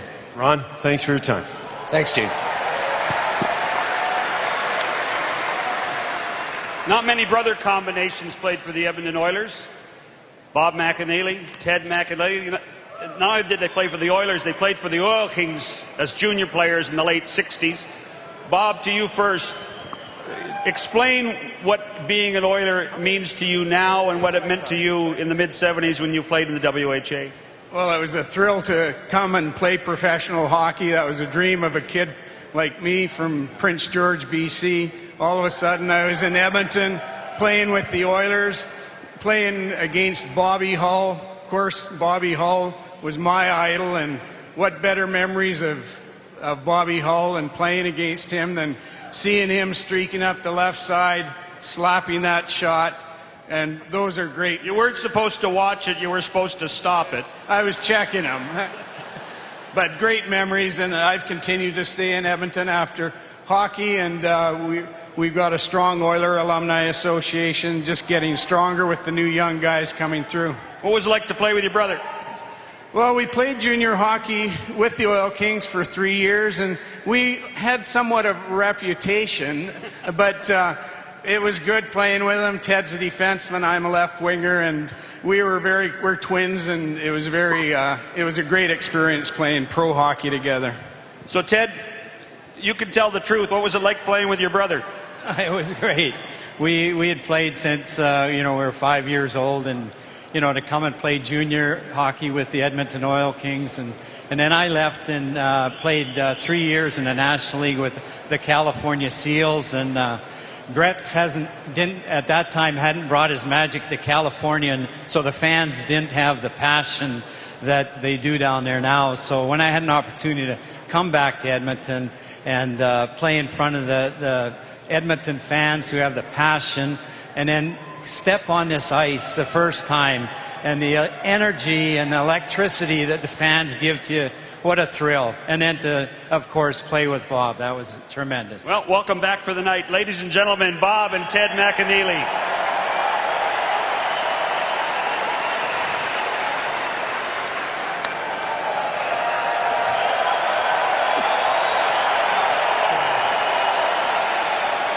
I think as soon as you see him, you think 2006, and Fernando George Laraque touched on that run.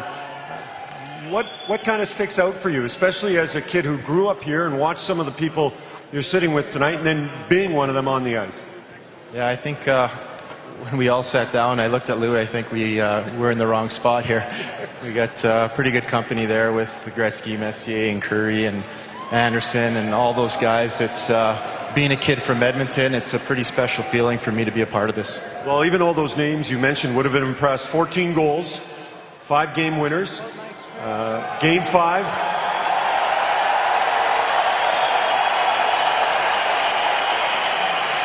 Overtime, shorthanded. That run for you, is there any way to kind of put words to how great it was for the team and how great it was for you? It was such an exciting time for the city. Every time we stepped on the ice, this place was just electric and so loud, and as soon as the trainers would open the doors to go out to the benches, you could just hear the excitement and feel it, and you just got butterflies in your stomach. It was a pretty special feeling for me. Fernando, and a lot of special goals. Congratulations on a great career with you, Owen. Thanks, Gene. Ladies and gentlemen, Stanley Cup champion Craig Simpson.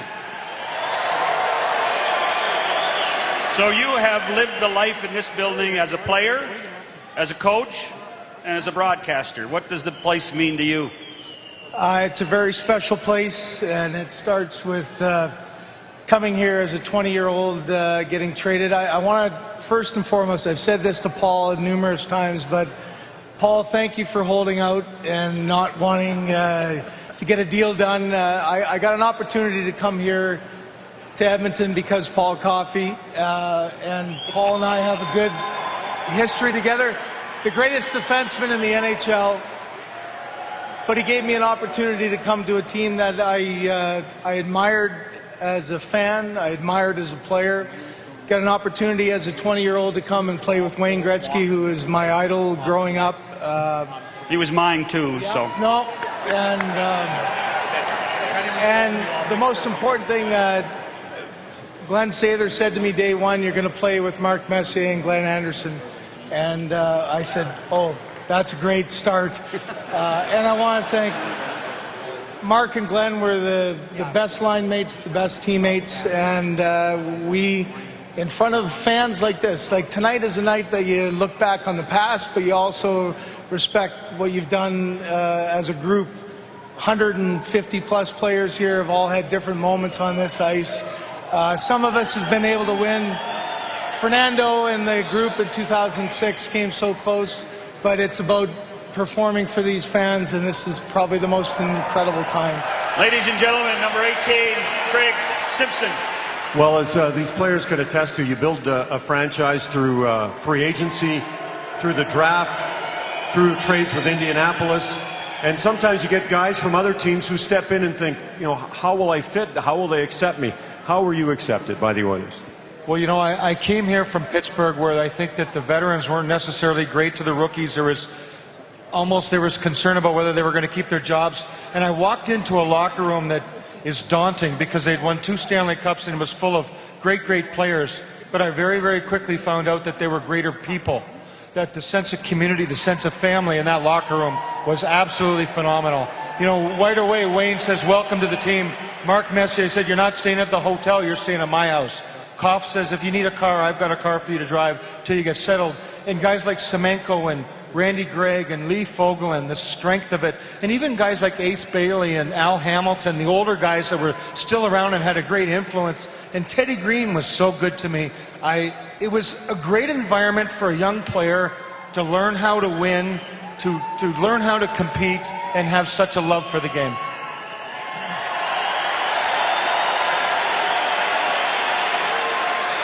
Craig Simpson just alluded to, you know, winning a Stanley Cup. You won 2, 1987. Some of the younger fans may not remember, but as you win, you search out people that you know and you love. And you went looking for your father. Just walk us through when you decided to do that and what it was like to search him out and find him. Well, you know, the Oiler locker room has been so family friendly. The fathers, the kids, everybody was always so welcome around the hockey team, and they were proud of that scenario. And my dad was too nervous to watch the games in the stands, so he'd walk around this building underneath the stands. So when we won and they opened the door and rolled out the carpet, and I'm almost lost because you win a Stanley Cup and it's just bigger than life, and there's my dad. And when he walked out on the ice, I just gave him a great big hug and said, we got our name on the Stanley Cup. So it was just an extension of the team.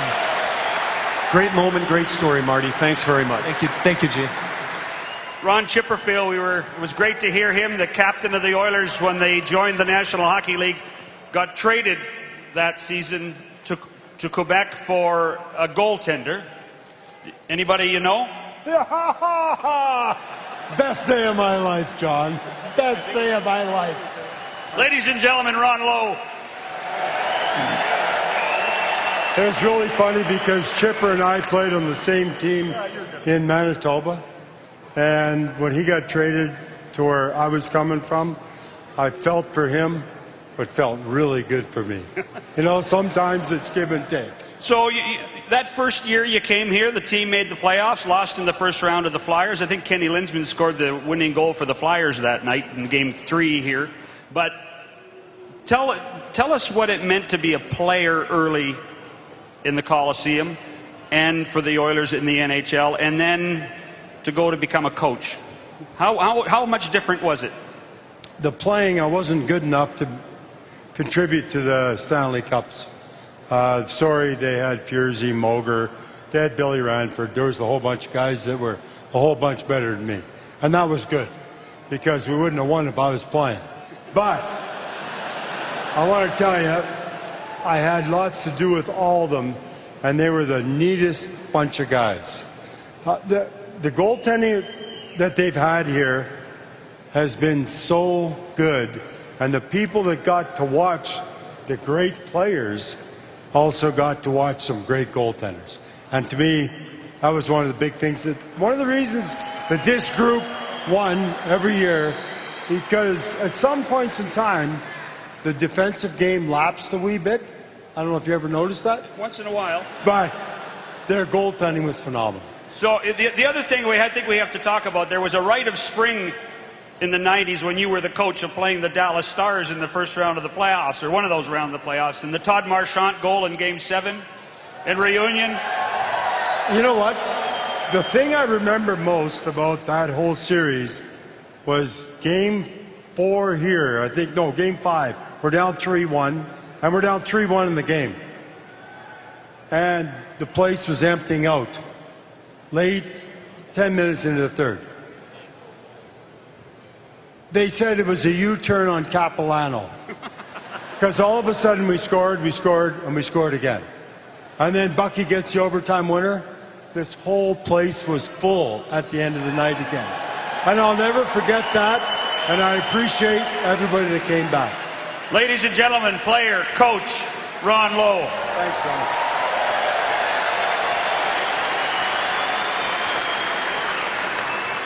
Well, lots of talk about the past and talk about present and futures. I'm joined by Taylor Hall and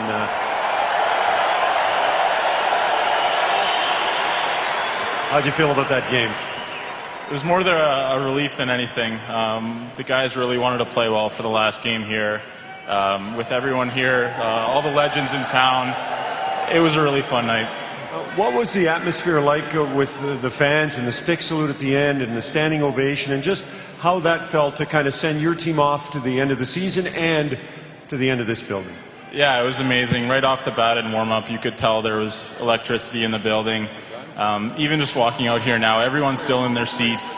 Everyone's glued in. It's amazing. That's what Edmonton's all about. And getting here 6 years ago and seeing what this town, how much they love hockey, playing in an arena where all of these great players have played, it's been a fun journey. Taylor, thank you. Enjoy the offseason. Thank you.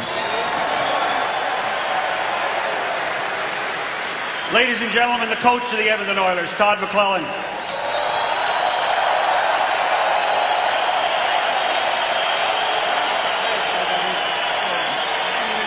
Before we talk about you and your team in this city, tell us about what it was like to come here as a visiting coach. 2006, you were on the bench for the Red Wings. Steve Yzerman's last game in the National Hockey League. You were an assistant coach for the Red Wings that the Oilers beat in the first round to go all the way to the Stanley Cup final that year. What was it like in this building? It was loud. It was exciting. The building was shaking, and we were disappointed. Edmonton did one hell of a job, and that's what we're hoping to get to eventually.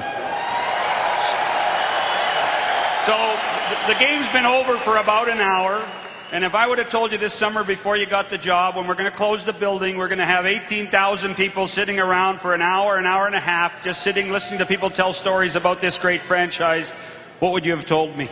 I actually would have believed it. Being from Western Canada, I know what it's like here in Edmonton and knew what to expect coming in. This is very humbling when you look around at the players that have come back and returned to their home, Edmonton, and honored the Oilers, the different generations. And I said to the media tonight, their presence alone held us accountable tonight, as well as the 18,000 people that show up every night. So we appreciate it. Well, you're an Oiler now. Absolutely.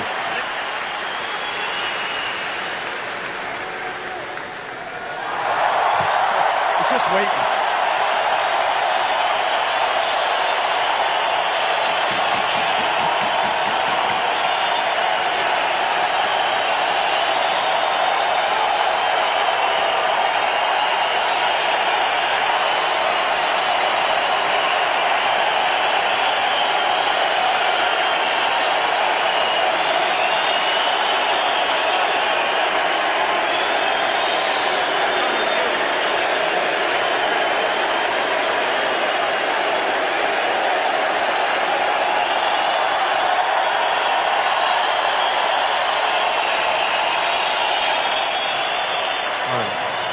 Hey, now, let's stop it before he starts crying, okay? Because we've seen that before. We've seen tears of joy, tears of sadness, but more tears of joy because you came back to Edmonton. What do you think of that response? Does it ever kind of go, wow, that's for me? Yeah, well, it's very humbling. in many different occasions that it's occurred along my journey, being a part of the Edmonton Oilers organization. I want to start by saying this is first class, right from Daryl Cates to Kevin Lowe and Bob Nicholson and orchestrating all this. It's a great night for not only myself, my family, but all these guys here, and hopefully you'll remember these forever for sure. Well, we've discussed 2006 a number of times. I want to talk about a memory. I think you were just behind me. Was it not when you took the puck in the teeth from Chris Pronger? You go away, you come back, and you set up the OT winner by Shorn Hawkup. What was that like? Did you ever consider not coming back? And I'm guessing the answer was no. Well, I was very fortunate to have great trainers for sure to help out on that front. I didn't have nerve exposure, so that I didn't have to go to the hospital for all that dental work. But the story behind it all is those doors were closed between the benches on the way down, and I was so upset and mad. I pushed those doors open, and there was an usherette lady in behind there. I ended up hearing that she broke her wrist. So a couple days later, we ended up obviously winning that hockey game. Sean Horkoff, double overtime winner. Sorry, Todd.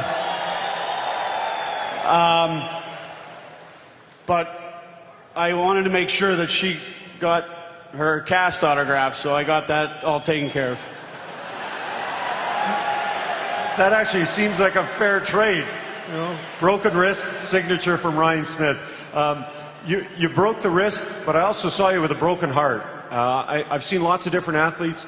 Game 7, Carolina, you guys, Fernando talked about it, George talked about it. You guys gave everything you could, and I saw you walk off the ice in tears. Can you just give us an idea how badly you wanted that Stanley Cup for you, for these fans, for this city and franchise? Well, the city in itself speaks for how much they support the Edmonton Oilers, and going that full distance and coming up short. It's so, it's a tough pill to swallow. I don't live in regret. There's a loss of not winning the Stanley Cup, but at the end of the day, we went as far as we could, and we did as best as we could, and it was a journey that I'll never forget.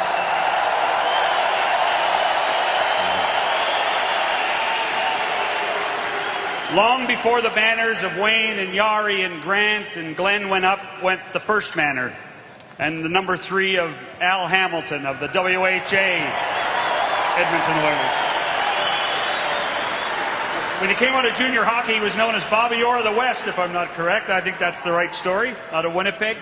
And in many ways, the franchise, the Oiler franchise then, was on the back of Al Hamilton, some of the great players of the WHA. There would be no NHL team without guys like Al Hamilton here in the WHA. What does that make you feel, Al? Well, when I first heard about the WHA forming, I wasn't real excited about, I was excited about Edmonton getting a team, but I wasn't excited about coming back because I thought this is another one of Bill Hunter's schemes. But it turned out to be a wonderful experience. I got to play the 7 years in the WHA and then played the first year with the Oilers and played with great players like Gretz and Mess and Kevin, and so and see the start of it. Edmonton has been home for me for all these years, and it's a great city. And these kids, when they learn now what winning is about in this town, they'll know what love is.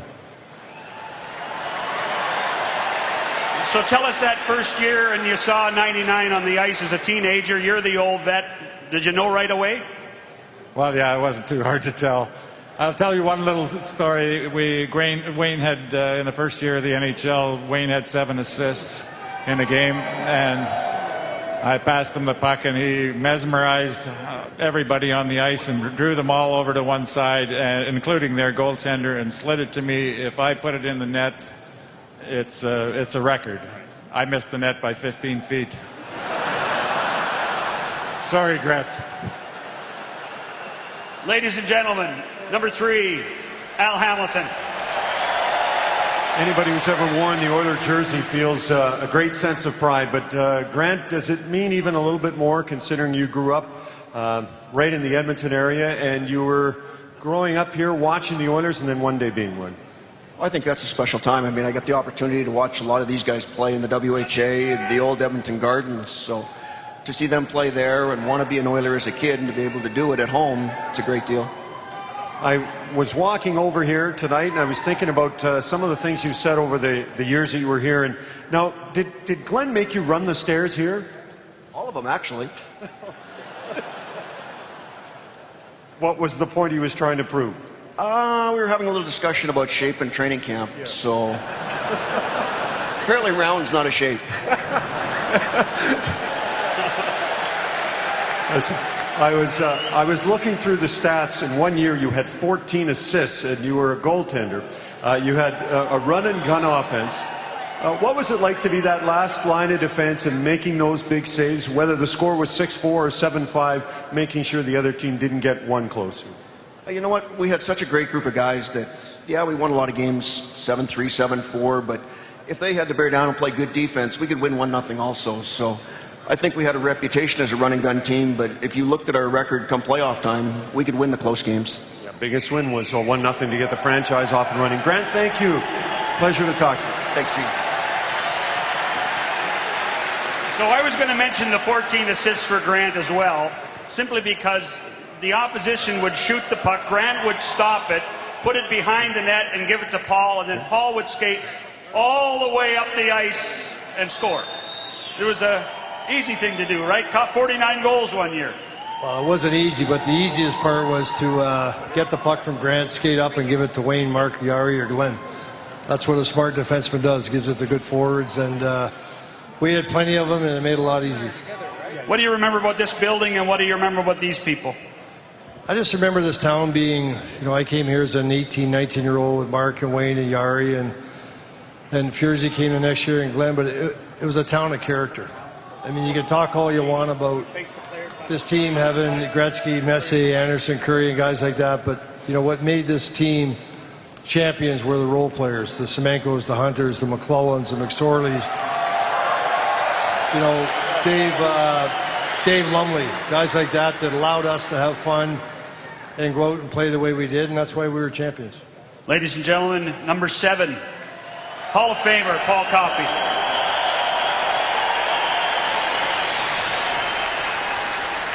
Well, John, we had just talked to Grant Fuhr about 14 assists in a season. Now, was there more to the story about Grant and assists? Yeah, there's a lot more to, especially climbing the stairs with the big sweat bag on and running up. We were watching them there a couple times, but the real key thing was it was a battle for who was going to get the most points that year between Semenk and Furzy on the assist list, because Semenk had to score. Here you are joking with Grant, you're joking with Dave, and the decades go by, but does it feel like it's still, the 80s when it comes to just how tight-knit group you guys are and still are after all these decades? Well, the threshold over there, once you walk through those doors, you better have a rhinoceros skin, because there's a lot of darts that were thrown around, and Koff was very good at it, so he could throw with the best of them, and the comments that came out of it, that's what made our team so tight and so close, because we could say and do anything, and once we were a team through that path right there, everything, any problems outside of the rink, they all disappeared, and we played for each other in the town of Edmonton. Glenn, thanks, and good to see you again. Okay, thanks, Shane. For Edmonton Oiler fans, the most iconic call of them all came at the end of the deciding game in the 1984 Stanley Cup, when the upstart Oilers, in their 5th year in the NHL, achieved the incredible. Watch the screen. There's a new bunch on the block in the National Hockey League. The Edmonton Oilers have won the Stanley Cup. And now, ladies and gentlemen, boys and girls, the author of that call, the Dean of NHL Broadcasters, Mr. Bob Cole. Come on out, Bob.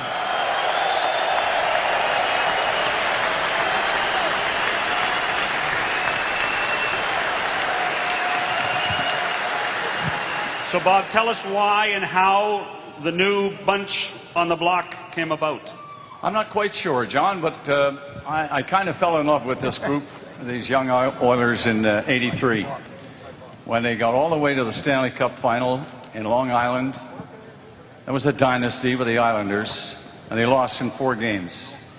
And I remember walking out with Wayne and Glenn and Paul and all the guys, and everybody was just in silence, just walking and bruised and tired and worn out. And then the next year, I lived through it and I really fell in love with this team. They made me feel so comfortable.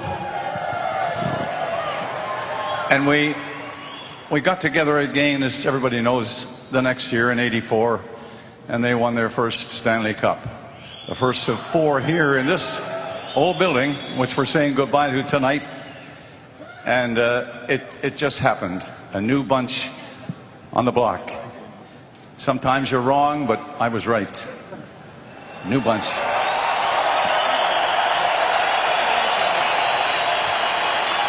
Wayne, you've had great friendships with many announcers over the years. I remember when you first met Danny Gallivan, but your time with Bob, even that closing game at Madison Square Garden in 1999, the hug in the hallway, and what Bob means to you in this franchise. Well, first of all, I want to thank everyone for a wonderful night.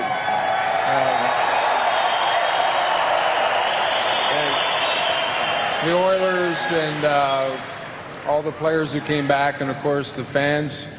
Mark and I were talking. I don't think there's any other city where the fans would still be sitting here.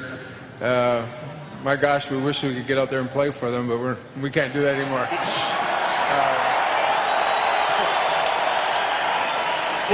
One quick question. When you signed your 21-year contract, I think it was in one of the corners on a card table here when you were in the WHA, did you ever imagine that this would occur? 2 people said it would happen. Glenn Sather, my dad, and Vic Maw. Those 3 people said, we're going to win Stanley Cups in Edmonton. Mark Messier and Kevin Lowe and Paul Coffey, and to me, the greatest goalie ever lived, Grant Fuhr and Glenn Anderson. But back to Mr. Cole. My 2 favorite moments are the new kids on the block, and when he said to Team Canada, that's got to be enough. That was the most joyous time for me. But, you know, we grew up as fans. Mark was sitting here telling me today they used to take the bus to watch Rusty Patino play. We're kids, too, with dreams, and everybody should have their dreams. We grew up watching Danny Gallivan and Dick Irvin and Foster Hewitt and Mr. Cole. I try to call him every couple of weeks to see how he's doing. Sometimes the phone calls don't get through to Newfoundland, but all in all, the greatest thing about hockey is the people you meet. My life, the people I've met, my family, my wife, my kids, the friendships I have, our memories. It's nothing like it. It's the greatest game in the world. Mark, just continuing on the theme of Mr. Cole, the Hockey Hall of Famer, somewhere you're certainly familiar with. Are there certain, Wayne just talked about certain calls, were there, now it's a Moose call we're getting, I guess, eh? Were there specific calls, or just was it something special to know that Bob Cole would have called a Stanley Cup winning or a playoff winning series goal? You knew you were in the big leagues. You knew you're in the moment. You knew that you're at the end of the line and playing for the championship when Bob was around. It was a special moment, and we'll never forget, obviously, for all the obvious reasons, winning the Stanley Cup, but then you put all the people that make magic happen and bring it to the people there, and nobody did it better than Bob. And still continues to do it as you did tonight, Bob. What a great call you had of the kind of the new kids on the block when it comes to the current Edmonton Oilers. For you, Wayne just described some of the things it took to be successful. Can you kind of maybe continue on that theme or add to that when it came to the group, the family, the dynasty that was built in this northern city with blue-collar people, blue-collar hockey players, and then some gems as well? Well, I think it's very simple. No individual can win a championship on his own. I mean, it's just that simple. You need a lot of support. You need a lot of people thinking the same way, all in alignment. You need the heart and dedication and the character to make it happen. And we realize that, like I said today at City Hall, when you win, the stage is big enough for everybody. You got to make everybody feel that their contributions are just as important as the next guys, no matter whether it's 30 minutes a game or 2 minutes a game. Everybody's got to feel that they're important. If they don't bring their best every game, you have zero chance of winning there. And we were able to convince everybody that came here that they were important and we needed to. Ladies and gentlemen, Bob Cole, Wayne Gretzky, Mark Messier.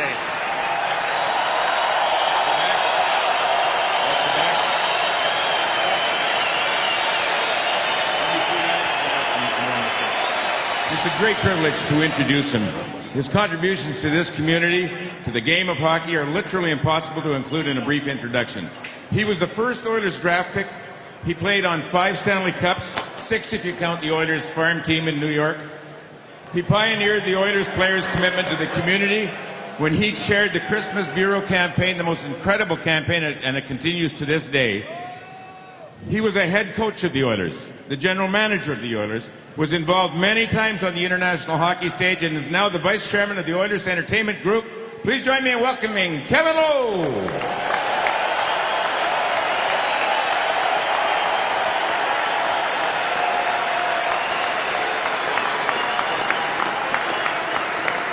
Thank you, Bill. And thank you for everyone for sticking around. It's made us feel special. It's my honor on behalf of the Oilers Entertainment Group to welcome everyone here to Rexall Place, or as many of you remember it throughout the years, Northlands Coliseum.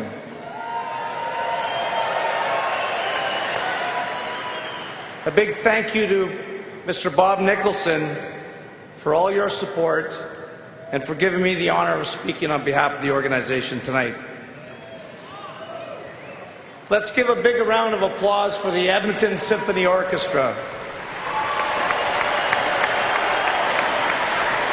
So great to have them here.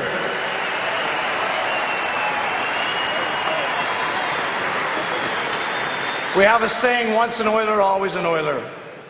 And you guys have made it special. Thank you to the Northlands, all the great staff over the many years. You helped bring this building to life, game in, game out, and you made it a great experience for the players and for the fans. Thank you, Northlands. And a special thanks to our amazing Oilers staff, now Oilers Entertainment Group, past and present. Your passion, commitment, and love of the team has always been the foundation and the success of this organization. Thank you. And most importantly, last but not least, thank you to the fans. You showed time and again this afternoon at Churchill Square and here tonight, that you're the greatest fans in all of hockey. And you've made us special all these years for us.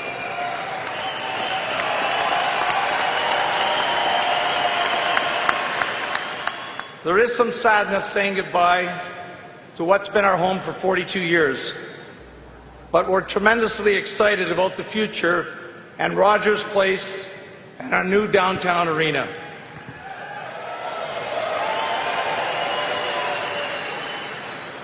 But it's bittersweet, a bittersweet night for all of us who played here and made so many great friendships and made so many memories over the years. So, without further ado, it's now my privilege to call upon our banner honorees to go over and get in position to receive this special banner commemorating the 42-year history of the Oilers in Rexall Place. Wayne, Mark, Al, Grant, Yari, Paul, and Andy. And here to assist to transfer the banner are 2 longtime Northlands employees. Currently in his 36th year with Northlands, please say hello to Chris Lewis. And after spending 18 years on Northlands ice crew and now his 31st year with Northlands, please say hello to George Wazelenchuk.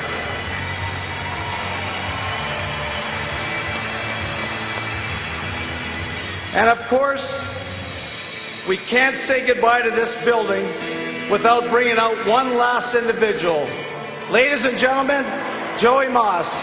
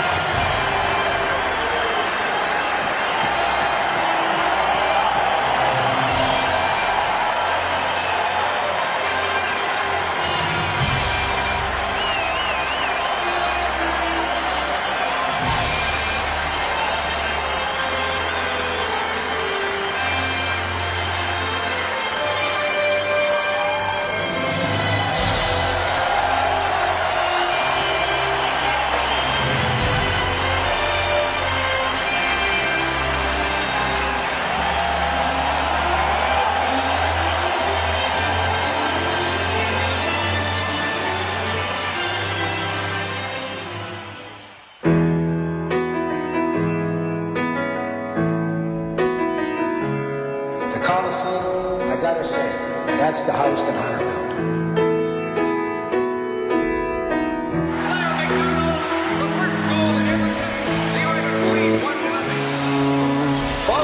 There's a new foot on the block in the National Hockey League. The Edmonton Oilers.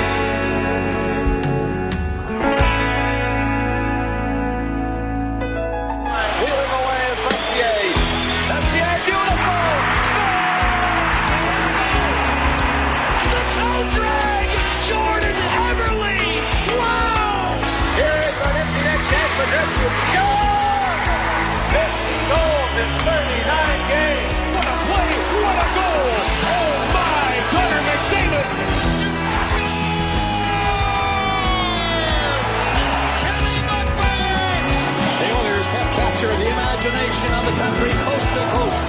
Where else could you ever get 17,000 people to come and watch a team who won in 1984? The Edmonton Oilers have won the Stanley Cup. What an unbelievable thing!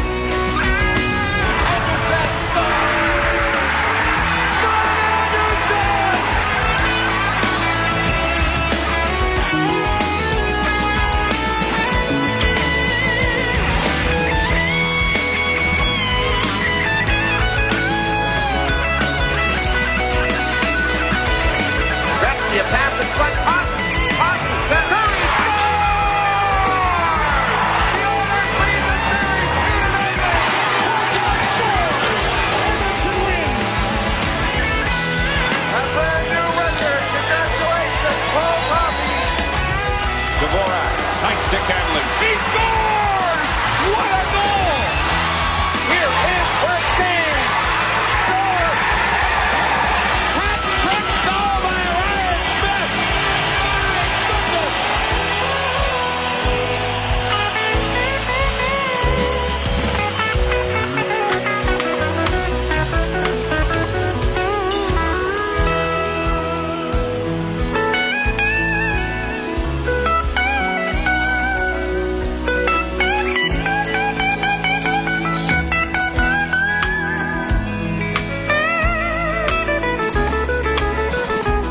We just came out here and did our business because it was a passion we had, and we were embraced by a community that we all fell in love with, and that's why everyone who's an Oiler always calls Edmonton home.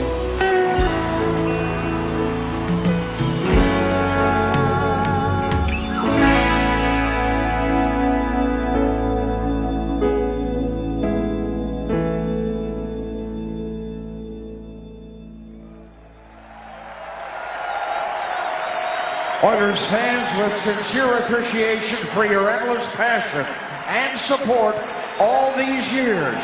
One last time here at Rexall Place, your Edmonton Oilers!